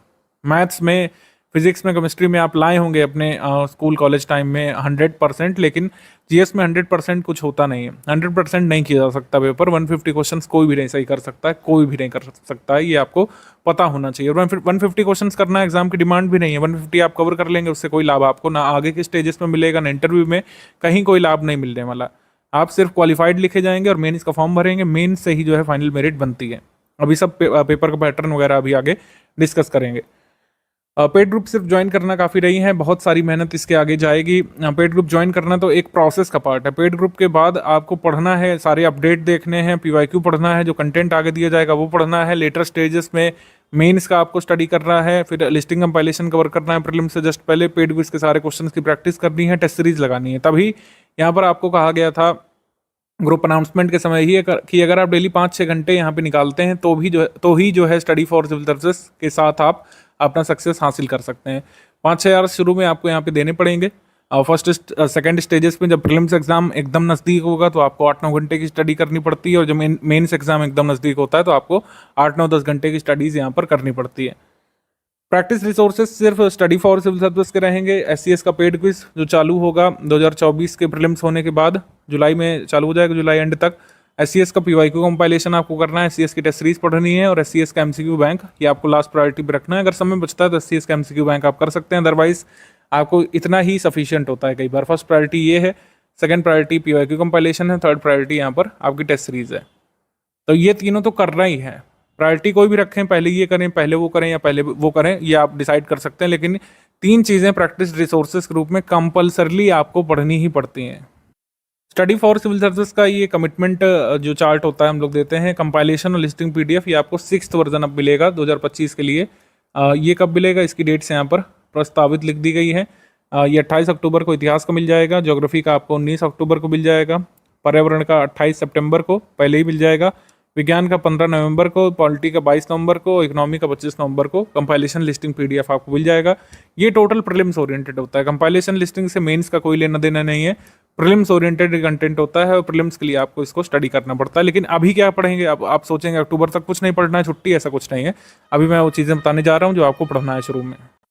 एग्जाम पैटर्न या फिर परीक्षा योजना क्या है, इसके बारे में देख लेते हैं। हिंदी माध्यम में लिखा हुआ है, लेकिन सब कुछ समझ में आ जाएगा, इतना आपको समझना चाहिए। मेंस में हिंदी पेपर भी देना है। हिंदी से अंग्रेजी माध्यम वाले दूरी नहीं बनाइए, अंग्रेजी माध्यम से हिंदी माध्यम वाले दूरी नहीं बनाइए उतना। सब कुछ जो है समन्वय बना करके चलिए। सबसे पहला स्टेज आपका प्रारंभिक परीक्षा यानी कि प्रीलिम्स एग्जाम होता है। इसमें जीएस पेपर 1 का पेपर होता है, उसी से आपका मेंस डिसाइड होता है कि आप दे पाएंगे कि नहीं। कहने का मतलब है कि प्रीलिम्स का जो जीएस पेपर 1 होता है उसी का कट ऑफ बनता है और उसी से डिसाइड होता है कि आप मेंस लिख पाएंगे या नहीं। 1/3 की निगेटिव मार्किंग दोनों ही पेपर्स में होती है, प्रीलिम्स में, जीएस पेपर 1 में भी और सीसैट पेपर में भी। सीसैट पेपर क्वालिफाइंग नेचर का होता है, 33% इसमें आपको लाने पड़ते हैं, और अगर 33% आप लाने में फेल हुए तो जीएस का पेपर आपका कितना भी अच्छा गया हो उसमें जो है नहीं माना जाएगा। तो दोनों ही पेपर्स में समन्वय बनाना है। जीएस पेपर 1 का कट ऑफ क्लियर करना है, और जीएस पेपर 2 यानी सीसैट हम लोग जो कह सकते हैं, इसमें क्वालिफाइंग मार्क्स आपको सिक्योर करना ही करना है। Post wise category wise cut off इसमें बनती है। 2023 वाली कट ऑफ आई नहीं है, फाइनल कट ऑफ 2022 वाली आ चुकी है, उसका एनालिसिस अभी दिखाएंगे। जो मेन जो कह सकते हैं खेल होता है जिससे आप एसडीएम डीवाईएसपी बनने का सपना पाल रहे हैं, वो है मेन। मेन का मतलब मेंस। तो जीएस के 6 पेपर इसमें होते हैं, ऑप्शनल अब है नहीं यूपीपीएससी में, ऑप्शनल चॉइस सो सब हट गई है। ये कंपलसरी पेपर हैं 6 कंपलसरी जीएस पेपर, इसमें 4 कन्वेंशनल वाले 1 to 4 और 5 6 जो है यूपी स्पेशल वाले पेपर हो गए हैं। और इसके लिए काफ़ी यहाँ पे प्रयास किया गया था हमारे स्टूडेंट्स प्रेशर ग्रुप्स के द्वारा, फाइनली यूपी स्पेशल जुड़ा। हमने भी इसके लिए काफ़ी सारे प्रयास किए थे एज एन इंस्टीट्यूट की लेवल प्लेइंग फील्ड सभी स्टूडेंट को मिलना चाहिए। कई हर बार जब मार्कशीट आती थी कुछ ना कुछ विवाद होता रहता है कि फला ऑप्शनल ग्रुप को ज़्यादा लाभ मिला इस बार, फला ऑप्शनल ग्रुप को डिसएडवांटेज मिला मार्किंग में। तो ये चीज़ें अब खत्म हो चुकी हैं। जीएस पेपर 5, जीएस पेपर 6 और जीएस 1 to 4 ये पेपर्स आपको दे रहे हैं। 2 कंपलसरी पेपर और हैं, सामान्य हिंदी का जो पेपर है ये होता है और एक निबंध का पेपर होता है। निबंध उत्तर प्रदेश में आप यूपीपीएससी के द्वारा जो ये मेंस कराया जाता है इसमें हिंदी माध्यम में लिख सकते हैं या इंग्लिश माध्यम में या उर्दू माध्यम में, 3 चॉइसेस यहाँ पर होती हैं, पेपर में ही लिखा रहता है। तो वो हिंदी इंग्लिश उर्दू में निबंध लिखा जा सकता है, लेकिन समान हिंदी का पेपर आपको कंपलसरली देना है। कई लोग जो यूपीएससी से यहाँ माइग्रेट होते हैं बार बार ये सवाल पूछते हैं, मैं बार बार रिप्लाई करता हूँ, एक बार फिर से कर दे रहा हूँ कि यूपीपीएससी मेंस में 150 मार्क्स का हिंदी का पेपर समान हिंदी का आपको कंपलसरली देना होता है और इसके मार्क्स मेरिट में जुड़ते हैं।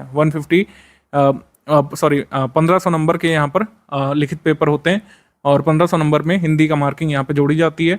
साक्षात्कार यानी पर्सनैलिटी टेस्ट आपका 100 अंकों का होता है और फाइनल जो कट ऑफ बनती है पोस्ट वाइज कैटेगरी वाइज बनती है और इसमें न्यूनतम मार्क्स यानी कि जो मेरिट है वो आपको क्रॉस करना पड़ता है और तभी आपको जो है पोस्ट इसमें मिलती है। तो न्यूनतम मार्क्स आपको इसमें लाना पड़ता है, अधिकतम न्यूनतम का ब्यौरा जो है आयोग देता है फाइनल रिजल्ट में, तो न्यूनतम आपको लाना पड़ता है जो पोस्ट आपको चाहिए। पेपर का पैटर्न समझ लीजिए, आप समझ लेते हैं सिलेबस। जो प्रीलिम्स का समान अध्ययन का सिलेबस है वो यहाँ पे दिया हुआ है। समान अध्ययन परिशिष्ट 5 में हर बार दिया रहता है, तो इसमें आपने देखा हिंदी इंग्लिश दोनों में लिखा हुआ इतना ही सिलेबस दिया रहता है। कई लोग कंफ्यूज रहते हैं कि बस इतना ही सिलेबस है, बस इतना ही कहने के लिए है, सिलेबस बहुत बड़ा है आयोग का। और कई आयोग ऐसे होते हैं जो डिटेल्ड सिलेबस देते हैं, फॉर इंस्टांस यूकेपीएससी हो गया, सीजीपीएससी हो गया, इवन झारखंड का भी जो है काफ़ी डिटेल्ड सिलेबस लिख करके आता है, उसमें काफ़ी सारा इनसाइट आपको मिलता है।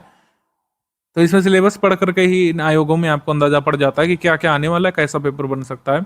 जबकि यूपीपीएससी में उल्टा, यूपीपीएससी में सिलेबस से ज़्यादा कोई आइडिया नहीं मिलता है, आइडिया मिलता है प्रीवियस ईयर क्वेश्चन से। तो पीवाईक्यू से ज़्यादा आइडिया मिलता है इसमें। जैसे इसमें अगर आप देखें, इसमें करंट इवेंट्स नेशनल और इंटरनेशनल इंपॉर्टेंस के लिखे हुए हैं। On current events of national and international importance candidates will be expected to have knowledge about them. मतलब कैंडिडेट्स को राष्ट्रीय अंतर्राष्ट्रीय समसामयिकी का नॉलेज होना चाहिए, लेकिन किस तरीके की समसामयिकी, किस हद तक पूछेंगे, इसका भान आपको पीवाईक्यू देख करके ही होता है। तभी पीवाईक्यू का महत्व होता है सिलेबस को डिसर्न करने के लिए, सिलेबस को समझने के लिए। जैसे सस्टेनेबल डेवलपमेंट इसमें दिया हुआ, तो सस्टेनेबल डेवलपमेंट से लगातार क्वेश्चन एग्जाम में आ रहे हैं। पॉवर्टी इंक्लूजन से क्वेश्चन आ रहे हैं। पॉवर्टी का बेसिक्स कई बार आता है, जैसे हमने बेसिक बुक भी बताई, तो उसमें क्लास 9th एनसीईआरटी हमने हमेशा रिकमेंड की है क्योंकि इससे लाभ मिलता है 1-2 क्वेश्चन का, क्योंकि पॉवर्टी का बेसिक इसमें अच्छे से समझाया हुआ है। तो क्लास 9th की जो एनसीईआरटी बुक है इकोनॉमी की, उसमें आपके ये पॉवर्टी वाला कॉन्सेप्ट क्लियर हो जाता है। बाकी पॉवर्टी के जो फैक्ट्स हैं, कोई रिपोर्ट आती है, कोई डेटा आता है, तो वो तो हम मंथली करंट अफेयर में कवर कराते ही हैं। पॉवर्टी इंक्लूजन, डेमोग्राफिक्स और social sector initiative. Social sector initiatives में ज़्यादातर क्या पूछा जाता है, गवर्नमेंट स्कीम। गवर्नमेंट स्कीम्स ज़्यादातर पूछी जाती हैं सोशल सेक्टर इनिशिएटिव में। तो इसी वजह से मैंने कहा कि पीवाईक्यू से अंदाजा पड़ता है कि सिलेबस हमसे क्या कहना चाह रहा है। कई बार सिलेबस कभी कंफ्यूज भी करता है लोगों को। जैसे यहाँ पर लिखा हुआ है कि एक वेल एजुकेटेड पर्सन जिसके पास कोई स्पेशल क्वालिफिकेशन साइंटिफिक डिसिप्लिन का नहीं है, वो भी ऐसे क्वेश्चन का आंसर कर चुकेगा जो आयोग पूछेगा प्रीलिम्स में। ऐसा नहीं है, साइंस का अच्छा खासा आपको कवरेज रखना पड़ता है, इवन सभी सब्जेक्ट का, चाहे पॉलिटी हो चाहे इकोनॉमी हो, एक अच्छा खासा नॉलेज आपको गेन करना पड़ता है प्रीलिम्स के क्वेश्चन सही करने के लिए। तो ये सब जुमलेबाजी में मत पड़िएगा कि जनरल साइंस है तो ऐसे ही कर लेंगे चलते फिरते, ऐसा नहीं होगा, काफ़ी पढ़ना पड़ेगा यहाँ पे। बाकी सीसैट का पेपर है, सीसैट में अभी से मैं नहीं कहूँगा कि ज़्यादा इसमें मेहनत कीजिए, अभी हमारे पास काफ़ी टाइम है पहली बात तो। हालांकि ये सिलेबस देख करके आप अपना माइंड मेकअप करिए सबसे पहले कि 33% लाने के लिए कौन कौन से जो एरियाज़ हैं उन पे टारगेट करेंगे। जैसे इसमें एलिमेंट्री मैथ्स आती है up to class 10th level, तो जो इंजीनियरिंग बैकग्राउंड से हैं या फिर जो एमएससी मैथ्स वगैरह से हैं या फिर आप ऐसे डिसिप्लिन से हैं जहाँ पर मैथ्स पढ़ाई जाती है, तो इसमें आपको ज़्यादा हानि नहीं होती है, ज़्यादा आपको इसमें सोचना समझना नहीं पड़ता है, मैक्सिमम क्वेश्चन आप इससे निकाल लेते हैं रीजनिंग और मैथ्स के। फिर जनरल इंग्लिश है, इंग्लिश मीडियम से अगर आपकी एजुकेशन हुई है तो उस हद तक की इंग्लिश आप ऑलरेडी तैयार कर चुके होते हैं।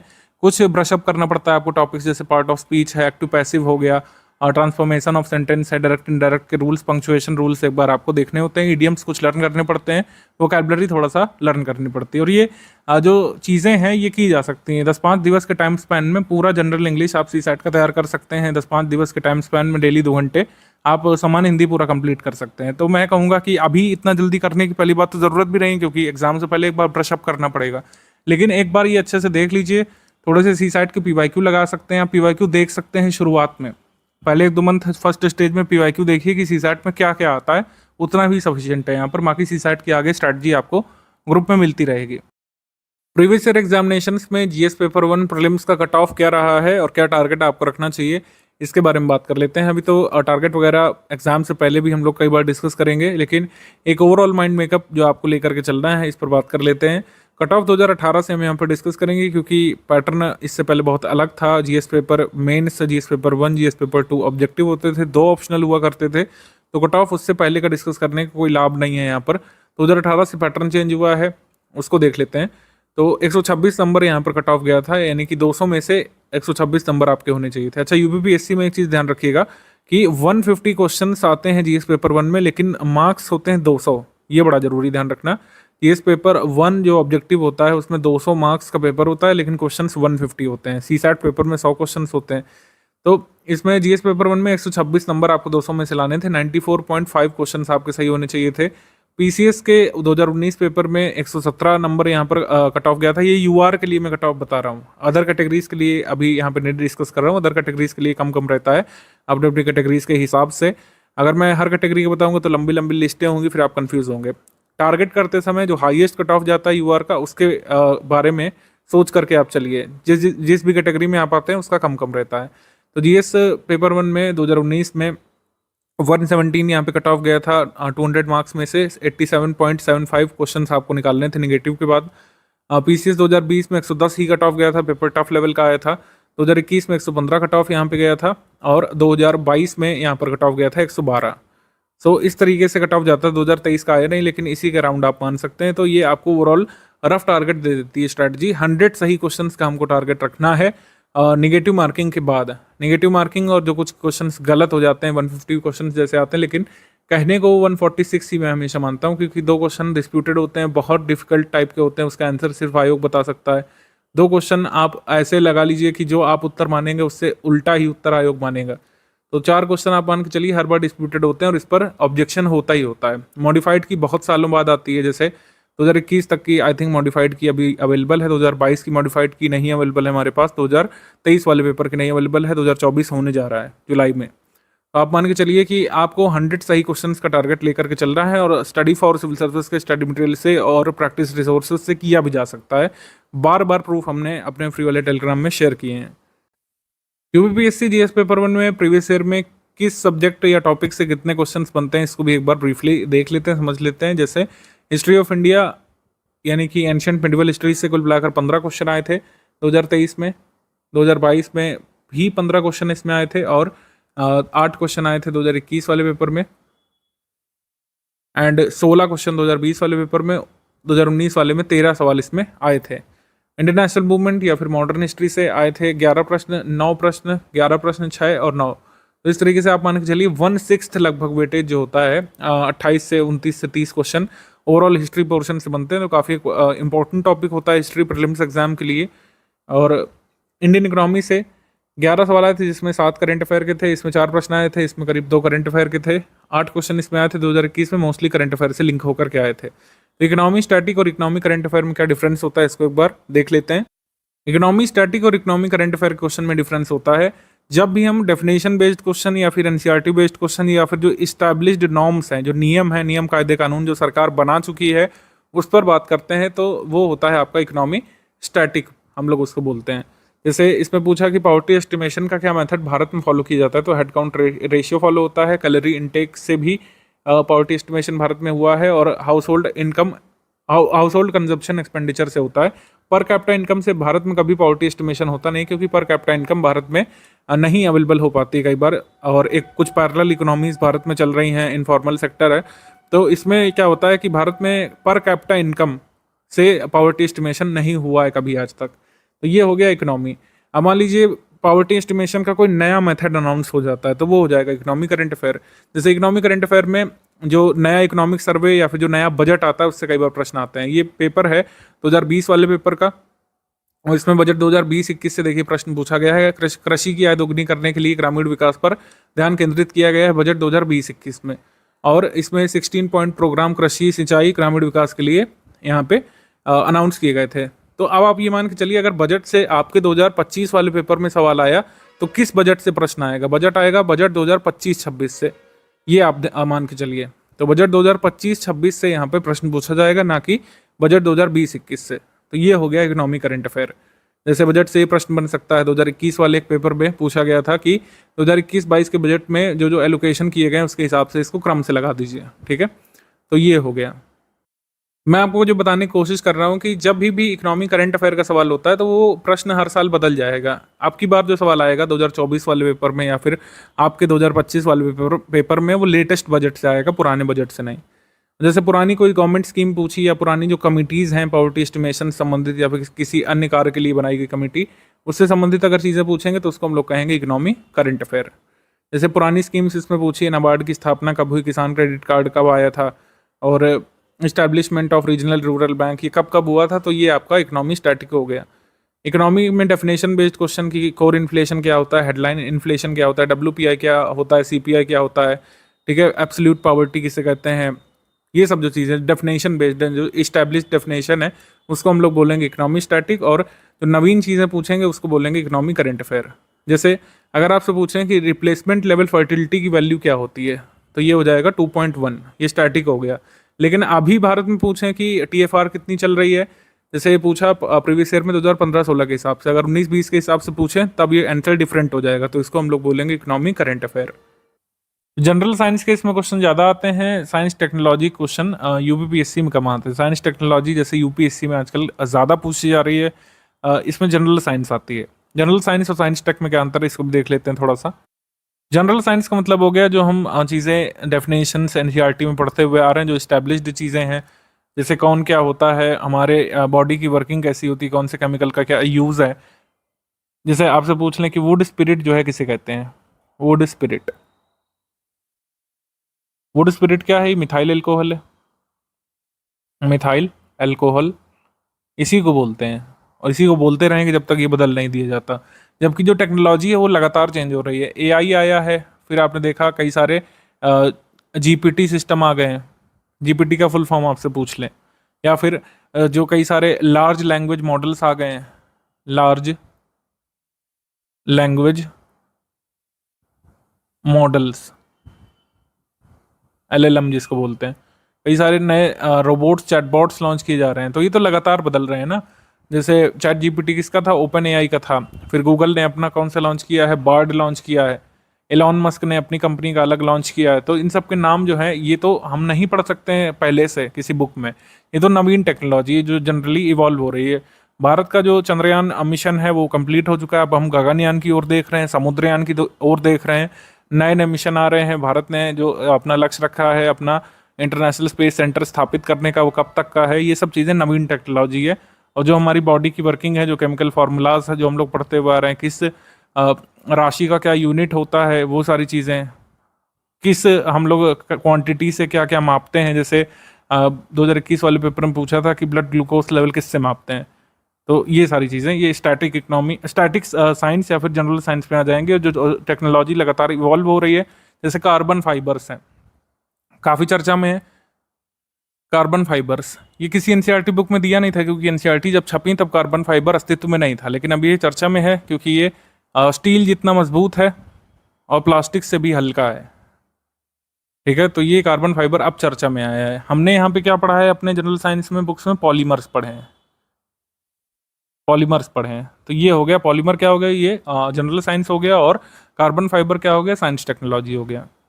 तो जनरल साइंस के आपके 19 सवाल, 22 सवाल, 24, 11, 22 इस तरीके से आते हैं।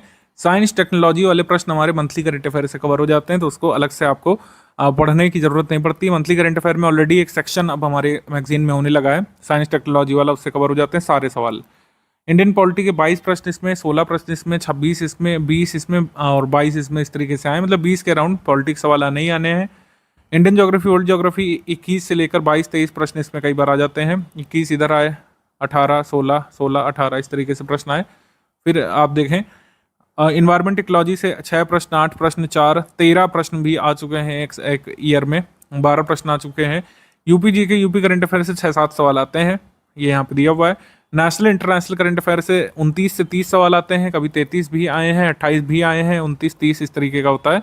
मिसलेनियस के जो टॉपिक्स होते हैं, जैसे इंटरनेशनल ऑर्गेनाइजेशंस हो गया, उनके हेडक्वार्टर कहाँ है, उनका हेड कौन है, इंटरनेशनल ऑर्गेनाइजेशंस का हाल में कोई चीज़ हुई है तो वो सब अपडेट जो पूछी जाती है, जो एग्रीकल्चर का मिनरल डेटा पूछा जाता है, ये सारे जो डेटा वाइज चीज़ें जो बदलती रहती हैं, ये 10 क्वेश्चन, 20 क्वेश्चन, 12 क्वेश्चन, 22 सवाल तक आए हैं एग्जाम में। और ये बहुत हाई यील्ड टॉपिक हम लोग इसको बोलते हैं। मिसलेनियस पीडीएफ इस वजह से हम लोग हमेशा रिकमेंड करते हैं कि आपको स्टडी करना चाहिए, क्योंकि ये डेटा वाला पोर्शन होता है और इसमें कुछ डेटा याद करके सेंसस का, अर्बनाइजेशन का लेटेस्ट रिपोर्ट वगैरह फॉलो करके आप अच्छे नंबर ऑफ क्वेश्चंस निकाल सकते हैं।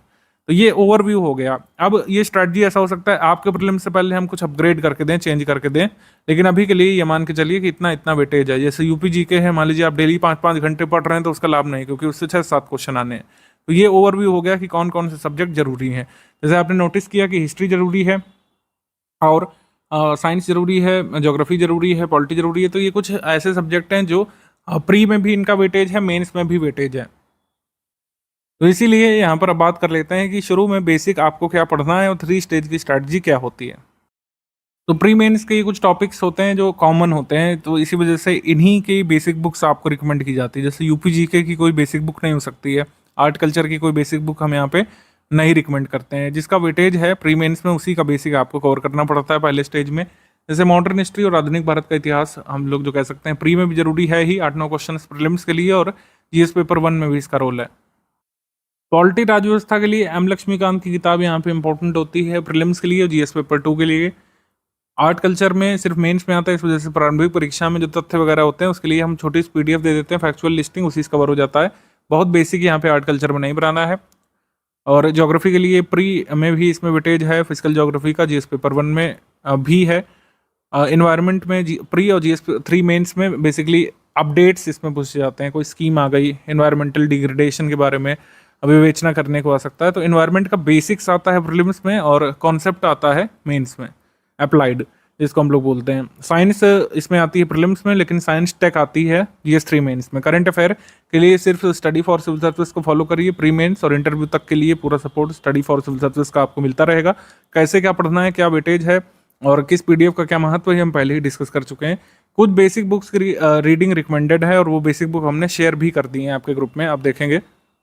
अभी मैं टॉपिक वाइज किस सब्जेक्ट के लिए कौन सी बुक है वो भी बता दूंगा, लेकिन ये समझिए कि पॉलिटी के लिए एम लक्ष्मीकांत की किताब यहाँ पे ज़रूरी है और रिकमेंडेड है, क्योंकि मेंस में भी इसका महत्व है। आपको प्रीलिम्स में भी पढ़ना है और मेंस में भी आपको हेल्प करती है, ओवरऑल अंडरस्टैंडिंग आपकी बन जाएगी। बाकी प्रीलिम्स के लिए कंपाइलेशन लिस्टिंग जो आएगी 6th वर्जन, वो आपके लिए सफिशिएंट होगी। फिर ज्योग्राफी के लिए कक्षा 6 से 12 तक की न्यू एनसीईआरटी बुक्स यहाँ पे रिकमेंडेड होती है। अगर आप 6 से 12 नहीं करते तो कम से कम 9 से 12 यहाँ पर रिकमेंडेड होता है, लेकिन 6 से भी कर लेंगे तो कोई इसमें घाटा नहीं है, अभी तो किया जा सकता है। अगर आपका टारगेट 2025 ही है तो आराम से सब चीज़ें कंप्लीट की जा सकती हैं, बहुत शनय शनय आप कंप्लीट कर सकते हैं बिना किसी जल्दीबाजी के। तो ये हो गया। और फिर अगर देखें तो हिस्ट्री में ओल्ड एनसीईआरटी बुक्स 3 खाली रिकमेंडेड है। एंशिएंट के लिए यानी प्राचीन भारत के इतिहास के लिए आर एस शर्मा की किताब, मध्यकालीन के लिए सतीश चंद्रा की, मॉडर्न के लिए बिपिन चंद्रा की किताब।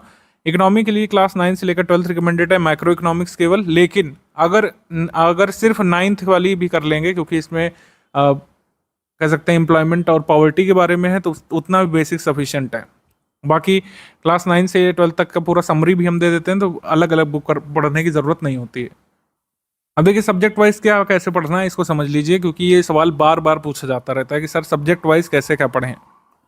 हिस्ट्री के लिए क्या करना है, हिस्ट्री के लिए जो ऊपर बेसिक बुक बताई गई है उसकी एक रीडिंग करना है। एंशिएंट के लिए आर एस शर्मा की, मिडवेल के लिए सतीश चंद्रा की, एस चंद्रा की, और मॉडर्न के लिए जो कह सकते हैं बिपिन चंद्रा की किताब है। अगर आपके पास बिपिन चंद्रा नहीं है स्पेक्ट्रम में तो उससे भी कंप्लीट कर सकते हैं अगर चाहें तो। वैसे बिपिन चंद्रा आपको करना चाहिए, क्योंकि बहुत ज़्यादा फैक्ट में नहीं डूबना है शुरू से, आपको बेसिक स्टोरी लाइन बनानी है हिस्ट्री के लिए।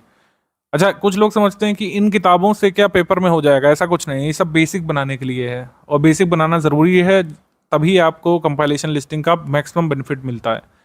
तो क्या करना है आपको, बेसिक बुक की रीडिंग करनी है एक बार, फिर क्या कर सकते हैं स्टडी फॉर सिविल सर्विस का पापा वीडियो एंशिएंट का, मिडिवल का, मॉडर्न का कवर कर सकते हैं रिवीजन के लिए। अगर वीडियो आपको लंबा लगता है, वीडियो देखने का आपके पास कोई टाइम नहीं है, तो आप क्या कर सकते हैं कि जो बेसिक बुक है उसकी आप एक बार रीडिंग कर लीजिए और हिस्ट्री के जो क्वेश्चन है उनको लगा लीजिए, और जो समरी पीडीएफ है हिस्ट्री की उसको एक बार रीड कर लीजिए, वो भी सफिशिएंट है। पापा वीडियो आप स्किप कर सकते हैं, अगर पापा वीडियो देखते हैं तो समरी स्किप कर सकते हैं। कोई भी एक काम आप करिए, हिस्ट्री के क्वेश्चंस लगाते रहिए, फिर आपको कंपाइलेशन लिस्टिंग मिल जाएगी सेकंड स्टेज के कंप्लीट होते ही, और फिर जो है आप कंपाइलेशन लिस्टिंग पढ़ते रह सकते हैं, क्विज के क्वेश्चंस करिए, पीवाईक्यू करिए, इस तरीके से हिस्ट्री प्रीलिम्स के लिए पूरी होगी। अब ज्योग्राफी के लिए सुनिए। ज्योग्राफी के लिए एनसीईआरटी 6 से 12th बेसिक बुक आपको कंप्लीट करनी चाहिए, बिल्कुल की भी जा सकती है। सभी का क्लास वाइज पापा वीडियो बना हुआ है। अगर आपको लगता है कभी बुक नहीं पढ़े हैं ज्योग्राफी की, तो क्या करिए पापा वीडियो देख डालिए एक बार पहले और फिर बुक पढ़ना शुरू करिए, आपको सब चीज़ें अच्छे से समझ में आएगी। बुक में भी कोई लेटेस्ट अपडेट नहीं फॉलो करिए कि अरे सर इसमें तो जुपिटर के सैटेलाइट ही गलत लिखे हुए हैं। देखिए एनसीईआरटी से बेसिक बनाना है, आपको फैक्ट नहीं कवर करना है। फैक्ट अवॉइड करिए। एनसीईआरटी में कोई फैक्ट लिखा हुआ है कि जो है भारत में इस राज्य में सबसे ज़्यादा ये पाया जाता है, उसको इग्नोर करिए। वो सब तो हम देंगे आपको मिसलेनियस में, सारे आंकड़े करंट अफेयर में सब चीज़ें कवर करेंगे। यहाँ पर बेसिक समझिए। बेसिक मतलब रिवर की अवधारणा क्या है, रिवर कहाँ से निकलती है, माउंटेन कैसे बनते हैं, टेथीस सी क्या है, हिमालय कैसे बने हैं, पेनिनसुलर प्लेट्यू कितने भागों में डिवाइडेड है, ये सब जो बेसिक चीज़ें जो कई बार आप लोग स्किप कर देते हैं उसमें समस्या होती है। तो आपको समझ में आ गया होगा कि बेसिक बुक से बेसिक यहाँ पे कवर करना है। फैक्चुअल के लिए चिंता मत करिए, फैक्ट्स तो बहुत सारे आपको दिए जाएंगे कंपाइलेशन लिस्टिंग के फॉर्म में, आपको क्विज कराई जाएगी, टेस्ट सीरीज में बहुत सारे फैक्ट जो जरूरी वाले सब कराए जाएंगे। लेकिन अभी बेसिक बनाइए, बेसिक के बिना फिर फैक्ट तैयार करने में लोगों को बहुत समस्या होती है। जो अभी बैठे रहते हैं और फिर सोचते हैं कि बस क्या है कंपाइलेशन लिस्टिंग पढ़ के प्रीलिम्स निकाल देंगे, तो उनका क्या रहता है कि ना प्रीलिम्स अच्छे से निकल पाता है, मान लीजिए निकल भी गया तो वो मेंस का नहीं कर पाते हैं। बेसिक जरूरी है, इसके लिए बेसिक को इग्नोर नहीं करिए। मैं रिपीट कर देता हूँ, 6 से 12 तक की बेसिक बुक्स आपको एनसीईआरटी वाली न्यू जो दी गई हैं, जिसकी पीडीएफ आपको ग्रुप में दे दी गई है हिंदी इंग्लिश में अलग अलग, उसको कवर कर लीजिए। उसके बाद स्टडी फॉर सिविल सर्विसेज की लिस्टिंग कंपाइलेशन यहाँ पे सफिशिएंट होगी। ज्योग्राफी के क्वेश्चन बैंक आप लगा सकते हैं, पीवाईक्यू लगा सकते हैं इसको कंप्लीट करने के बाद, और कंपाइलेशन लिस्टिंग का वेट कर लीजिए। जब तक नहीं होता तब तक इसको रिवाइज करते रहिए। पॉलिटी के लिए लक्ष्मीकांत सिर्फ एक किताब जो बताई गई जो आपको बाहर से लेना है। लक्ष्मीकांत की बुक हम नहीं शेयर कर सकते हैं अपने पेड ग्रुप में, क्योंकि वो कॉपीराइटेड मटेरियल है, किसी और का कॉपीराइट है। आप उसको खुद परचेज करिए शॉप से। आप 6th एडिशन ले सकते हैं, 7th भी अब आ गया उसका। कुछ चैप्टर्स यूपीएससी के लिए जो जुड़े हैं 7th में, वो बहुत ज़्यादा इंपॉर्टेंट नहीं है, 6th से भी काम हो जाएगा जिनके पास 6th है। उससे आप बारीकी समझने की कोशिश करिए। जो पॉलिटी है, इंडियन पॉलिटी का जो बेसिक्स है उसकी समझने की कोशिश करिए। प्रीलिम्स में ज़्यादातर लिस्टिंग्स और फैक्ट आते हैं, तो लेकिन जीएस पेपर 2 जो है उसके लिए अवधारणाएं बनाने के लिए बहुत ज़रूरी है लक्ष्मीकांत की रीडिंग। लक्ष्मीकांत की बुक पढ़ने के बाद पॉलिटी के टॉप 500 क्वेश्चन हमने प्रैक्टिस के लिए दिए हैं, उसको आप फॉलो कर सकते हैं। तब तक फिर कंपाइलेशन लिस्टिंग आ जाएगी, उससे आप प्रीलिम्स के लिए रिवाइज करते रहिए। विज्ञान के लिए स्टडी फॉर सिविल सर्विसेज के लिए पापा वीडियो की पीडीएफ हमने दे दी है, उससे आप बेसिक बनाइए।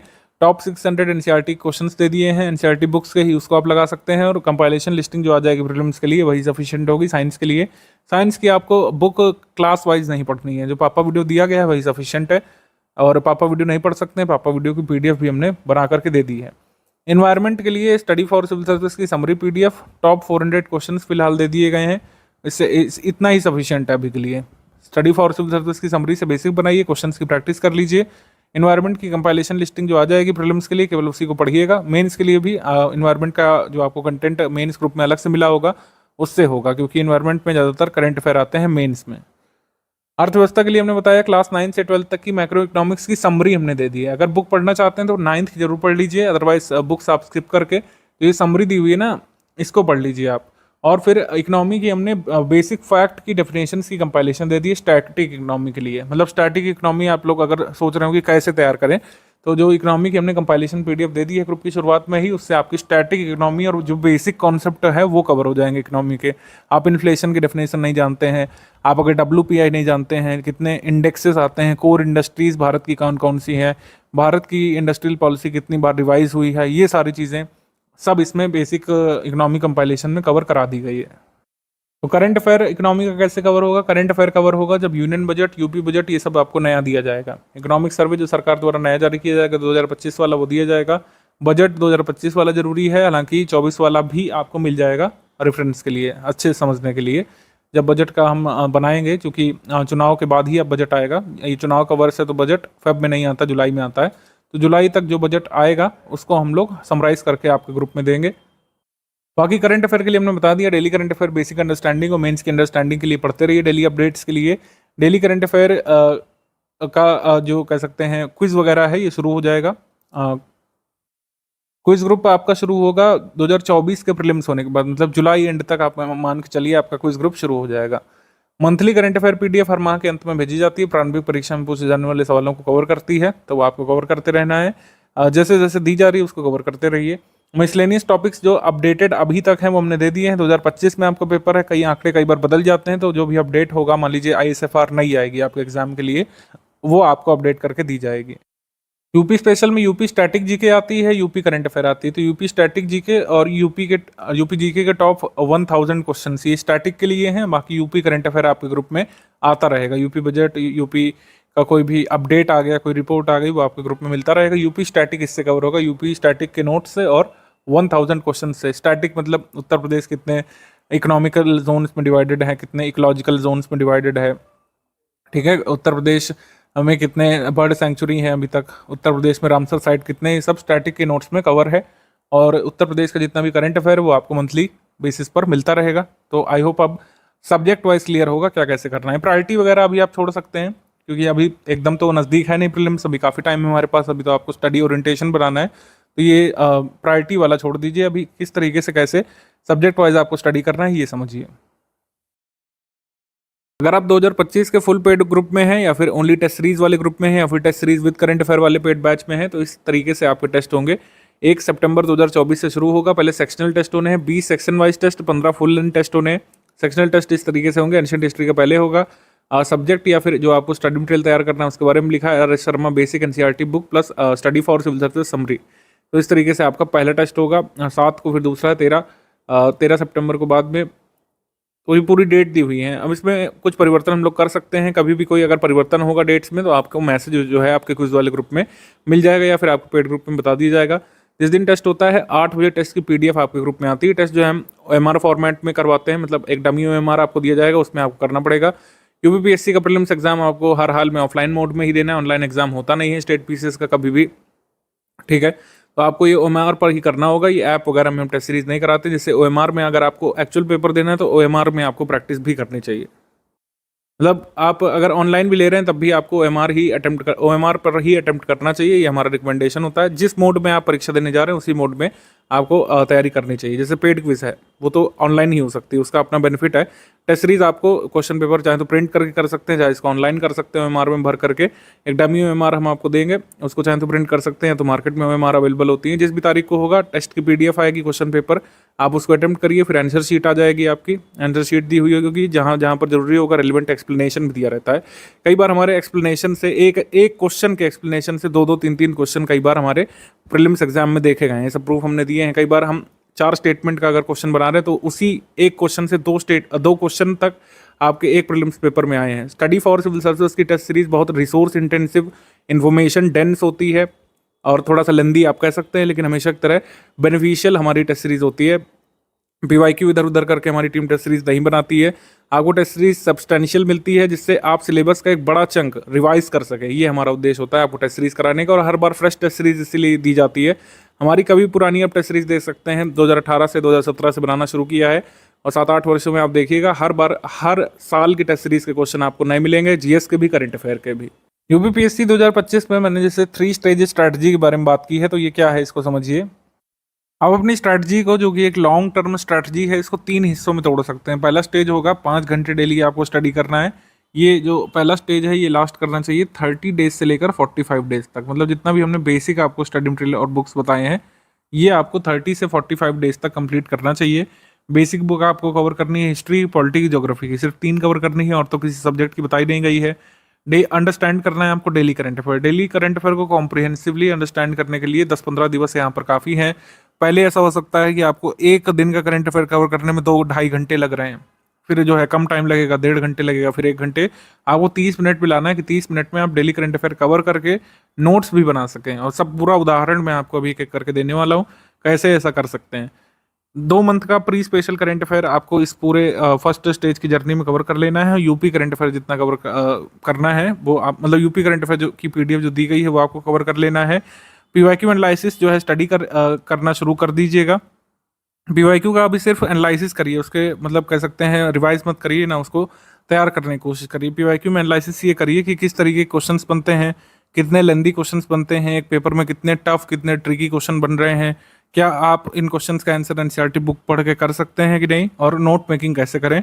जो जीएस के टॉपिक्स हैं उस पर जो है थोड़ा सा मतलब काम करना आपको शुरू करना है, ये बेसिक होगा। कई लोग पूछते हैं सर बेसिक में कवर कर क्या करना है, तो ये सब आपको बेसिक में कवर करना है, एक्सप्लिसिटली मैंने यहाँ पे बता दिया है। पीवाईक्यू एनालिसिस और नोट मेकिंग आपको करने की अवधारणा बनाना शुरू करना है। नोट मेकिंग अभी कैसे कर सकते हैं इसका उदाहरण मैं अभी देने जा रहा हूँ। सेकंड स्टेज में क्या करना है, सेकंड स्टेज में करना है कि जो बचा हुआ स्टडी मटेरियल है, जैसे इकोनॉमी की कंपाइलेशन है वो आपको स्टडी करनी है, इन्वायरमेंट की समरी जो है स्टडी कर लेनी है, उसके अलावा जो भी टॉपिक मिसलेनियस का कोई बच रहा है, कोई अलग पीडीएफ हमने गवर्नमेंट स्कीम वगैरह की दी है उसको रिवाइज करना शुरू करिए। एक्चुअल पीवाईक्यू स्टडी यहाँ से शुरू कर सकते हैं। पीवाईक्यू काफ़ी सारे हैं, इस वजह से एक बार सेकंड स्टेज में पढ़िए और एक बार फाइनली थर्ड स्टेज में। आपको टाइम ड्यूरेशन यहाँ पर डेली करंट अफेयर कवर करने का कम करना है, 20-25 मिनट में डेली करंट अफेयर यहाँ पर कवर करना शुरू कर दीजिएगा। और कोशिश करिए कि अब नोट मेकिंग ना करें, क्योंकि अब आप उतना अंडरस्टैंड कर चुके होंगे कि डेली करंट अफेयर में क्या क्या हमारे प्रीलिम्स के काम का है, क्या क्या मेंस के काम का है। आपको मेंस का स्टडी मटेरियल यहाँ पर पढ़ना शुरू कर देना चाहिए सेकंड स्टेज ऑफ प्रिपरेशन में, यानी कि प्रीलिम्स ग्रुप ज्वाइन करने के 50 दिवस बाद आप चाहें तो एडमिशन ले करके हमारा मेंस ग्रुप में मेंस का जो एटलीस्ट कंटेंट है जीएस 1 से लेकर 6 तक का और हिंदी का, उसको पढ़ना शुरू कर दीजिए। मॉडल ऐसे देखना शुरू कर दीजिए। हिंदी में जो याद करने वाली चीज़ें हैं, जो फॉर्मेटिंग वाली चीज़ें हैं, जो कई सारे विलोम आपको याद करने होते हैं, वाक्यांश के लिए एक शब्द वो याद करना शुरू कर दीजिए। और 6 मंथ का प्री स्पेशल करंट अफेयर और यूपी करंट अफेयर आपका तैयार हो जाना चाहिए। क्विज प्रैक्टिस आपकी शुरू हो चुकी होगी जुलाई एंड से, उसको करना शुरू कर दीजिए। ये आपको सेकंड स्टेज में करना है। कई लोग ऐसे होंगे जो प्रीलिम्स ग्रुप के साथ ही मेंस ग्रुप में आ गए होंगे, तो कई लोग कंफ्यूज होंगे कि क्या मेंस की स्टडी पहले डे से शुरू करें, तो नहीं, मैं रिकमेंड करूंगा कि पहले आप बेसिक कवर कर लीजिए और फिर सेकंड स्टेज में प्रीलिम्स और मेंस की साथ साथ स्टडी करना शुरू करिए। यहाँ पर स्टडी ड्यूरेशन आपकी बढ़ेगी, इसीलिए 6 से 7 घंटे फिर आपको स्टडी करना पड़ेगा। थर्ड स्टेज की अगर मैं बात करूं तो कॉम्प्रिहेंसिवली आपको यूपीपीसीएस पीवाईक्यू टॉपिक वाइज जो दिए गए हैं वो आपको कवर करने होंगे, जो पीडीएफ ग्रुप में गिवन है। हमारी टेस्ट सीरीज आपको थॉरली स्टडी करनी पड़ेगी, जो आपको मिल चुकी होगी। पेड क्विज के सारे क्वेश्चंस फिर आपको लगाने पड़ेंगे। पेड क्विज में क्वेश्चंस की संख्या हम ऑलरेडी बढ़ा देते हैं जैसे ही प्रीलिम्स नजदीक होता है, और एमसीक्यू बैंक भी आपको फिर लगाना शुरू कर देना चाहिए। मल्टीपल टाइम्स कंपाइलेशन लिस्टिंग जो 6 वर्जन दी जा चुकी होगी, आपको उसका रिवीजन करना है बार बार लगातार। सो इसी तरीके से आपका जो है प्रीलिम्स कवर होगा। ये थर्ड स्टेज जो है कब से शुरू होगी, जब एग्जाम डेट अनाउंस हो चुकी होगी, उसके 80-90 दिवस जब बचे होंगे तब आप थर्ड स्टेज में आ जाएंगे प्रिपरेशन में। तो ये 3 स्टेज की हमारी स्ट्रेटजी है जो आपको फॉलो करना चाहिए। अभी जिन लोगों ने फॉलो किया है उनको काफ़ी लाभ मिला है 2024 वाले में। 2024 वाले से हमने 3 स्टेज की स्ट्रेटजी यहाँ पे इंट्रोड्यूस की थी और इससे काफ़ी लाभ जो है हमारे विद्यार्थियों को मिला है। तो टाइम फ्रेम यहाँ पर आपको क्लियर हो गया होगा। 30 से 45 डेज आपके कैलिबर पर डिपेंड करता है, ये बेसिक हो गया। 30 से 45 डेज। ये जो सेकंड स्टेज है प्रीलिम्स की एग्जाम डेट से 90 डेज पहले तक खत्म हो जाना चाहिए, और लास्ट स्टेज जो है ये प्रीलिम्स की एग्जाम डेट 2025 से 90 दिवस पहले आपका एक्टिवेट हो जाना चाहिए। ये टाइम फ्रेम रफली आपको रखना है। आप तो चाहे तो इसका प्रिंट या पिक ले करके अपने फ़ोन में रख लीजिए, और ये टारगेट भी यहाँ पर लिखे हुए मोटा मोटा कि ये आपको फॉलो करना है। फर्स्ट स्टेज ऑफ प्रिपरेशन में नोट मेकिंग करनी चाहिए कि नहीं करनी चाहिए, करें तो कैसे करें, किस तरीके से करें, अभी पूरा हमको भान नहीं है, क्या क्या आता है, क्या क्या पूछा जा सकता है, सब कुछ इंपॉर्टेंट लगता है, क्या नोट करें क्या छोड़ें, ये कई लोग पूछते रहते हैं। तो मैं आपको बता दूं कि एक्चुअली ऐसा ही होता है, जब तक आप सिलेबस में गो थ्रू नहीं करेंगे, डीप डाइव नहीं करेंगे, आपको खुद नहीं समझ में आता है। हालांकि शुरुआत की जा सकती है, शुरुआत करने में ये कुछ टिप्स आप अपना सकते हैं। जो ऑलरेडी चीज़ें लिस्ट या टैबुलर फॉर्म में हैं उनको आप नोट नहीं करिए, उनको क्या करिए कि मल्टीपल टाइम्स रिवाइज करने की कोशिश करिए। मल्टीपल टाइम्स रिवीजन भी उतना ही कारगर मेथड होता है जैसे कि नोट मेकिंग। और जो चीज़ें लिस्ट या टेबुलर फॉर्म में है उसको तो आपको मल्टीपल टाइम्स रिवाइज करना चाहिए, क्योंकि बहुत बड़ा सिलेबस है, बहुत सारे लिस्ट अभी आपको आगे मिलेंगे कंपाइलेशन में, लिस्टिंग में, टेस्ट सीरीज में कई बार लिस्ट बनाकर हम देंगे, लिस्टिंग वाइज क्वेश्चन पूछेंगे, ज्योग्राफी में क्विज ग्रुप में पूछेंगे, अलग अलग तरीके से पूछेंगे, तो उसमें मल्टीपल टाइम्स रिवीजन कई बार आपको कई सारी चीज़ों का करना पड़ता है। तो कोशिश करिए जो चीज़ें ऑलरेडी टेबुलर फॉर्म में है उसको आप नोट नहीं करिए। दूसरी चीज़, मंथली करंट अफेयर पीडीएफ के नोट्स आपको मेरे हिसाब से नहीं बनाने चाहिए, इसको जितना बार आप रिवाइज करेंगे उतना ही अच्छा होगा। कुछ लोग ऐसा करते हैं कि लिख लिख के याद करते हैं, मतलब आपने कोई चीज़ पढ़ी उसको आपने रफ नोट कर लिया और याद किया, वो आप कर सकते हैं। ठीक है। रफ नोट्स चाहे तो बना सकते हैं। नोट्स जो बनाएंगे आप बाद में जिसको देखेंगे, जैसे रफ नोट्स नहीं बनाते कुछ लोग, फेयर नोट्स बनाते हैं, मतलब नोट्स से ही रिवाइज करते हैं। तो नोट्स जब तक आपके शॉर्ट नहीं होंगे, क्रिस्प नहीं होंगे और रेलिवेंट नहीं होंगे, तब तक वो ज़्यादा काम का नहीं रहेगा यूपीपीसीएस के लिए, क्योंकि नोट करने को बहुत कुछ है। पीवाईक्यू के अनुसार आपके नोट्स होने चाहिए। इसी वजह से मैंने कहा कि जैसे जैसे सब्जेक्ट वाइज स्टडी करेंगे, थोड़ा थोड़ा पीवाईक्यू एनालिसिस करेंगे, सेकंड स्टेज तक आते आते खुद ही नोट मेकिंग आप अच्छे से सीख जाएंगे। मैं आपको एक उदाहरण देता हूँ तो आपको और अच्छे से मेरी बात समझ में आएगी। 17 मई 2024 की करंट अफेयर पीडीएफ सपोज आपको मिलती है। इसके नंबर ऑफ पेजेस 11 हो रहे हैं, 11 से 15 के बीच रहता है, ज़्यादा न्यूज़ होती है तो 15, वैसे 11। शुरू के 2 पेज यहाँ पर प्रमोशन के होते हैं और सेकंड पेज पर ये डेली टॉपिक की लिस्ट भी होती है। तो इसको अगर हम देखें तो 4 टॉपिक हैं, कभी 5 होते हैं, कभी 6 होते हैं। 4 टॉपिक में 11 पेज है और ये बाइलिंगुअल है। आप ध्यान रखिए हर चीज़ हिंदी और इंग्लिश में है। तो टॉपिक के नाम हिंदी इंग्लिश में है, पूरा जो कंटेंट है नीचे का वो हिंदी इंग्लिश में, 2 साइड है। तो इसको आप आधा मानिए एक लैंग्वेज में, 4.5 पेज मानिए। 4.5 पेज को हमको मैक्सिमम टू मैक्सिमम आधे पेज में, एक पेज में नोट करने की आदत बनानी है। आप ये मान के चलिए कि जितना भी आप पेज पढ़ रहे हैं, मान लीजिए आप 100 पेज अगर कवर कर रहे हैं रीडिंग में, उसका नोट मेकिंग जो है 5 से 10 पेजेस के भीतर ही होना चाहिए, इससे ज़्यादा होना ही नहीं चाहिए। ठीक है। अब आपको लगेगा कि सर हमें तो पता नहीं कैसे नोट करना है, कैसे पता चलेगा कि इंपॉर्टेंट क्या है। तो मैं बता रहा हूँ आपको कि ये आप रेगुलरली जब चीज़ों से गो थ्रू होंगे, जब फर्स्ट स्टेज खत्म कर रहे होंगे, जो बेसिक बुक बताया गया है उसका रीडिंग खत्म कर रहे होंगे, तब जाकर के आप नोट मेकिंग की पोजीशन पर आएंगे। पहले दिन से कोई भी नोट मेकिंग अच्छा नहीं करता है, ना ही कोई कर सकता है। आप, ना हम, ना कोई एजुकेटर, ना कोई एस्पायरेंट जो सिलेक्ट हुए भी होंगे, उन्होंने पहले दिन से सबसे अच्छा नोट नहीं बनाया होगा। तो नोट मेकिंग एक ग्रेजुअल प्रोसेस है। आप अपने आप में सुधार खुद देखेंगे। इनसाइट मैं आपको देने जा रहा हूँ किस तरीके से नोट कर सकते हैं अगर आप बेसिक पढ़े हुए हो तो। नोट मेकिंग के बेसिक 3 सोपान है। सबसे पहले तो आप रीड करिए, अंडरस्टैंड करिए, जो लिखा गया है उसको समझने की कोशिश करिए और फिर लिखिए। नोट आपके तभी बड़े हो जाते हैं जब आप मतलब पढ़ते हुए लिखते जाते हैं, तो वो जो है बड़े नोट बन जाते हैं, कई बार रेलिवेंट नहीं रहते हैं। आपको रीड करना है, फिर अंडरस्टैंड करना है और फिर राइटिंग की तरफ बढ़ना है। ये प्रोसेस आपको रखनी है, सिंपल। सबसे पहला टॉपिक है श्रम अधिकार पर जो विवाद या चर्चाएं जो चल रही हैं, श्रम अधिकार चर्चा या श्रम अधिकार बहस हम लोग बोल सकते हैं, लेबर राइट्स डिबेट।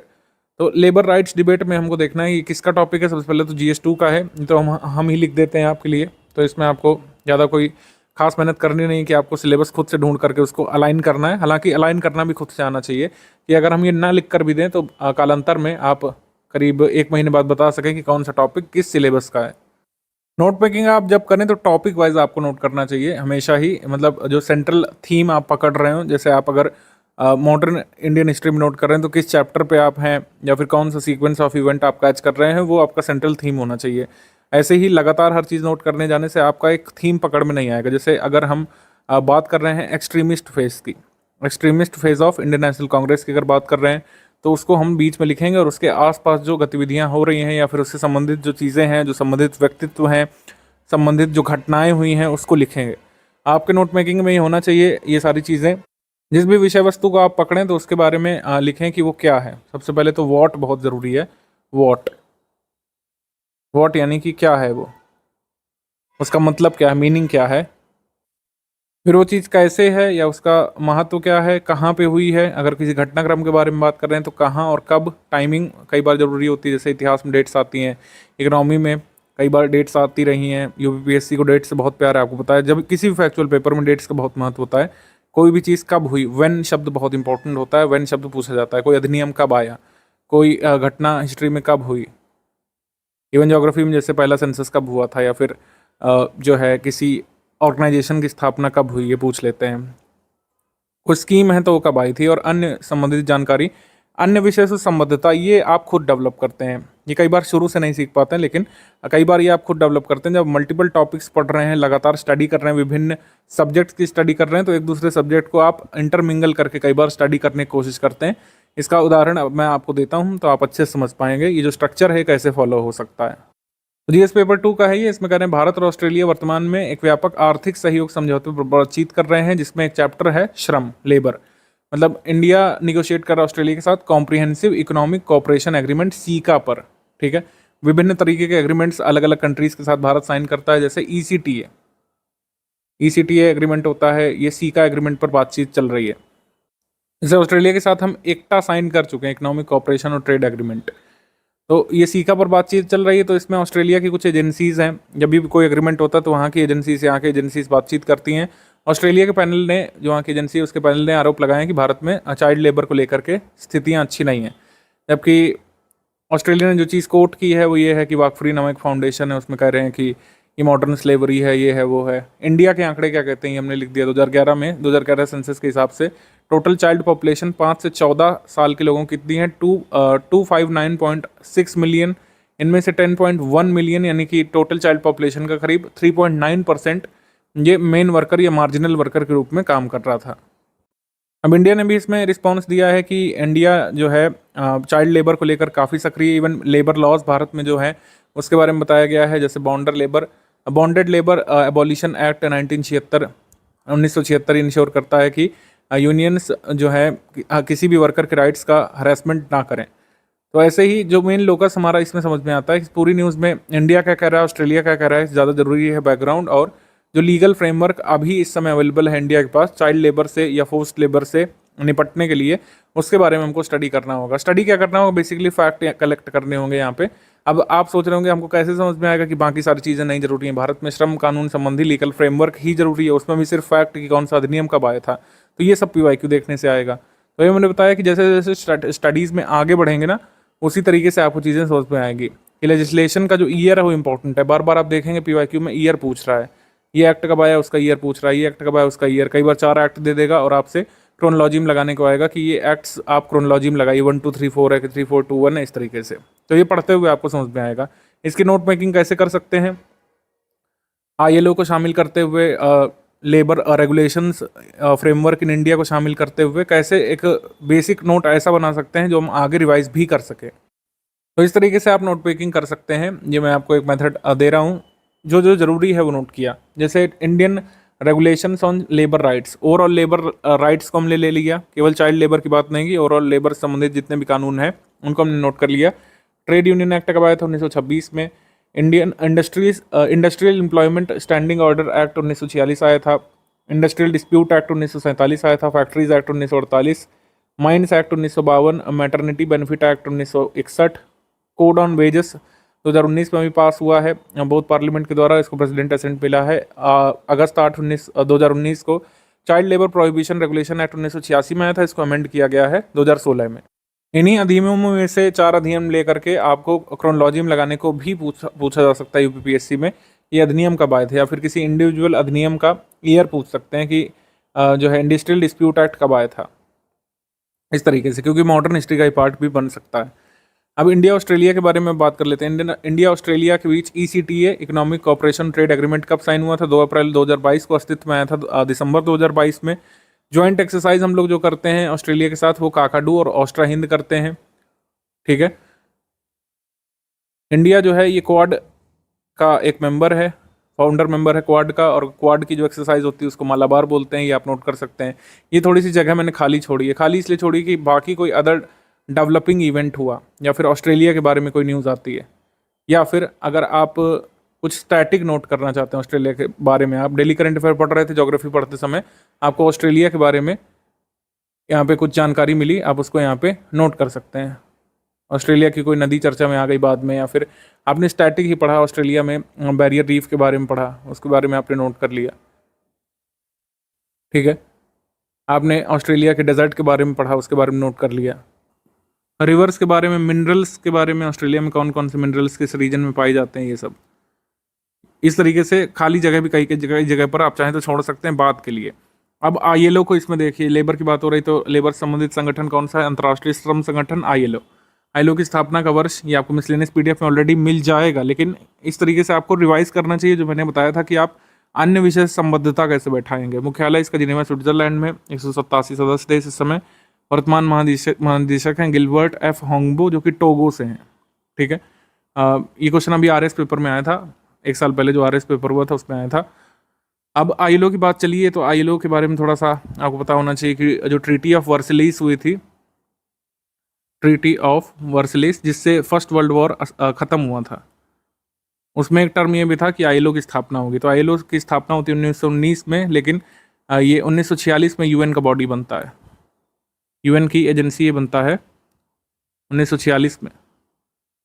ILO की बात चल रही तो थोड़ा सा मॉडर्न इंडियन हिस्ट्री से इसको जो है कोराबरेट करते हैं। मॉडर्न हिस्ट्री में आईलो का सिग्निफिकेंस क्या है? मॉडर्न हिस्ट्री में जब आप नॉन कॉपरेशन अराउंड पढ़ रहे होंगे, event non cooperation around event जो पढ़ रहे होंगे, 1919 में एक समिट हुई थी, पहली समिट हुई थी कह सकते हैं, पहली कॉन्फ्रेंस हुई थी आईलो की, आईलो वॉशिंगटन कॉन्फ्रेंस। इसमें किसने पार्टिसिपेट किया था भारत की तरफ से? All India trade union Congress से NM जोशी ने पार्टिसिपेट किया था। इस तरीके से ये PYQ है, UPPSC 2020 का है। इस तरीके से आपके नोट इनरिच होंगे और जैसे जैसे समय बढ़ता जाएगा नोट इनरिच होते जाएंगे। तो अगर पहले एक हफ्ते में नोट कर रहे हैं, थोड़ी थोड़ी खाली जगह भी छोड़ते रहिएगा।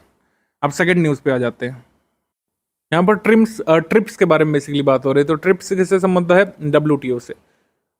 WTO के मेंबर्स ने अभी 30वीं एनिवर्सरी यहाँ पर बनाई है ट्रिप्स पर एग्रीमेंट जो साइन हुआ था उसके लिए। आपको पता होना चाहिए या फिर धीरे धीरे आप सीखेंगे, मिसलेनियस की PDF में देखेंगे कि सीरीज ऑफ एग्रीमेंट्स जो हुए थे, करीब 6 एग्रीमेंट्स हुए थे WTO के बनने से पहले।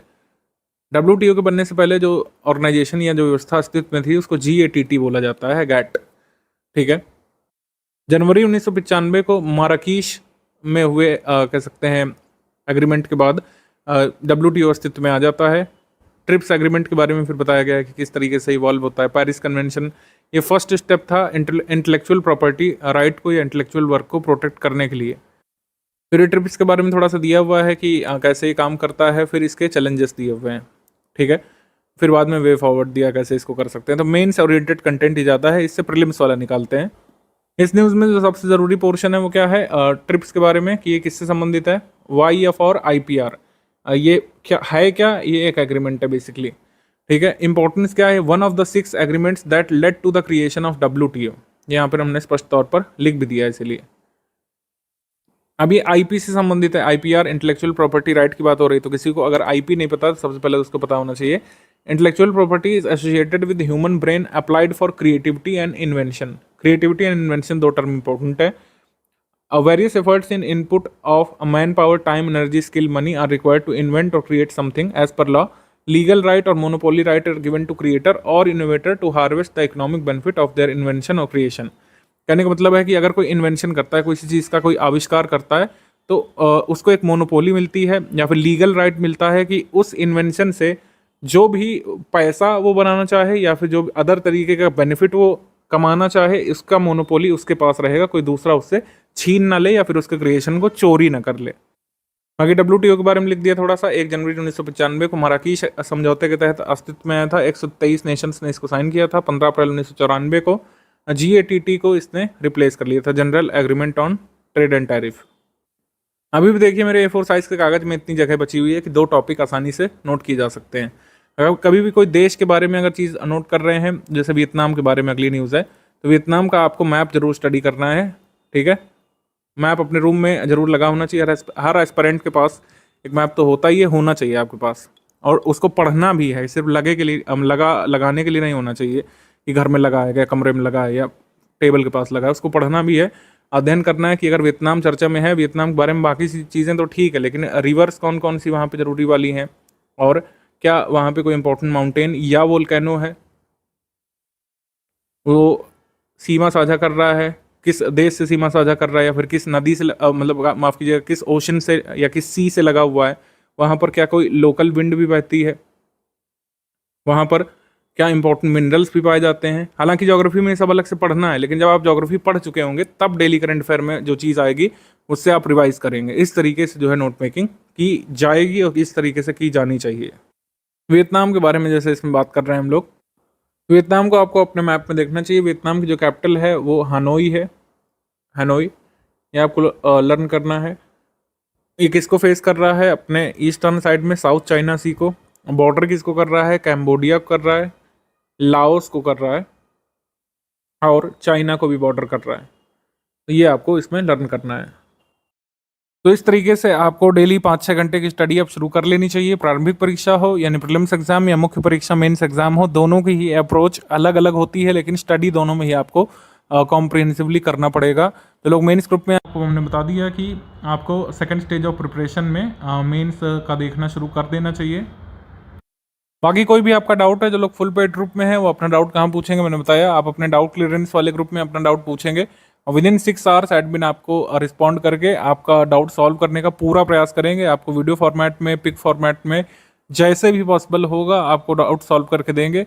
आपका डाउट बशर्ते यूपीपीएससी प्रीलिम सिलेबस से संबंधित होना चाहिए। अगर आपका डाउट ऐसे ग्रुप का है जिसमें डिस्कशन ग्रुप का सपोर्ट नहीं है, जैसे टेस्ट सीरीज वाला ग्रुप है या फिर ओनली स्टडी मटेरियल वाला ग्रुप है, तो आप इस गिवन नंबर पर स्क्रीनशॉट के साथ अपना डाउट भेज सकते हैं। 24 आवर्स के भीतर इस डाउट को भी सॉल्व करने का पूरा प्रयास हमारी टीम करेगी। अच्छा, पीवाईक्यू के बारे में आपको एक चीज़ क्लियर कर दूं कि जितने भी स्टडी फॉर सिविल सर्विस की पीवाईक्यू कंपाइलेशन है, एक ही है, हमने दिया है, टॉपिक वाइज है और एक आपको दिया है पेपर वाइज। तो पहले पेपर वाइज देखिएगा फर्स्ट स्टेज ऑफ प्रिपरेशन में, सेकंड स्टेज में टॉपिक वाइज जो दिया है वही पढ़िएगा। यहाँ पे अदर कोई पब्लिकेशन की बुक ना पूछिएगा हमसे, ना ही कोई हम रिकमेंड करते हैं, क्योंकि उसमें बहुत ज़्यादा कन्फ्यूज़न है। कई सारे नॉन रिलेवेंट पीवाईक्यू डाले हैं, अदर स्टेट पीसेस के और अदर एग्जाम के भी पीवाईक्यू उसमें ऐड कर दिए हैं, जो कि ज़रूरी नहीं है। अच्छा, कई मिथ भी जुड़े हुए हैं इससे, तो आप समझ लीजिए कि पिछले 10 साल के पीवाईक्यू कंप्लीट करके जो सिलेबस कंप्लीट करने का सपना देख रहे हैं आप भूल जाइए। सिलेबस का एक भाग है पीवाईक्यू, सिलेबस समझने में हेल्प करते हैं आपके पीवाईक्यू, लेकिन पीवाईक्यू से पूरा सिलेबस कंप्लीट नहीं किया जा सकता है। तो पीवाईक्यू आपको विषयों को समझने में हेल्प करेगा, हमारे स्टडी मटेरियल को कंप्लीट करने में हेल्प करेगा और विभिन्न तरीके से आपको लाभ पहुंचा सकता है। लेकिन सिर्फ पीवाईक्यू के भरोसे आप अपना प्रीलिम्स का एग्जाम क्लियर नहीं कर सकते हैं, इसको समझिए और जो स्ट्रैटेजी बनाई गई है उसी हिसाब से फॉलो करना यहाँ पे शुरू कर लीजिए।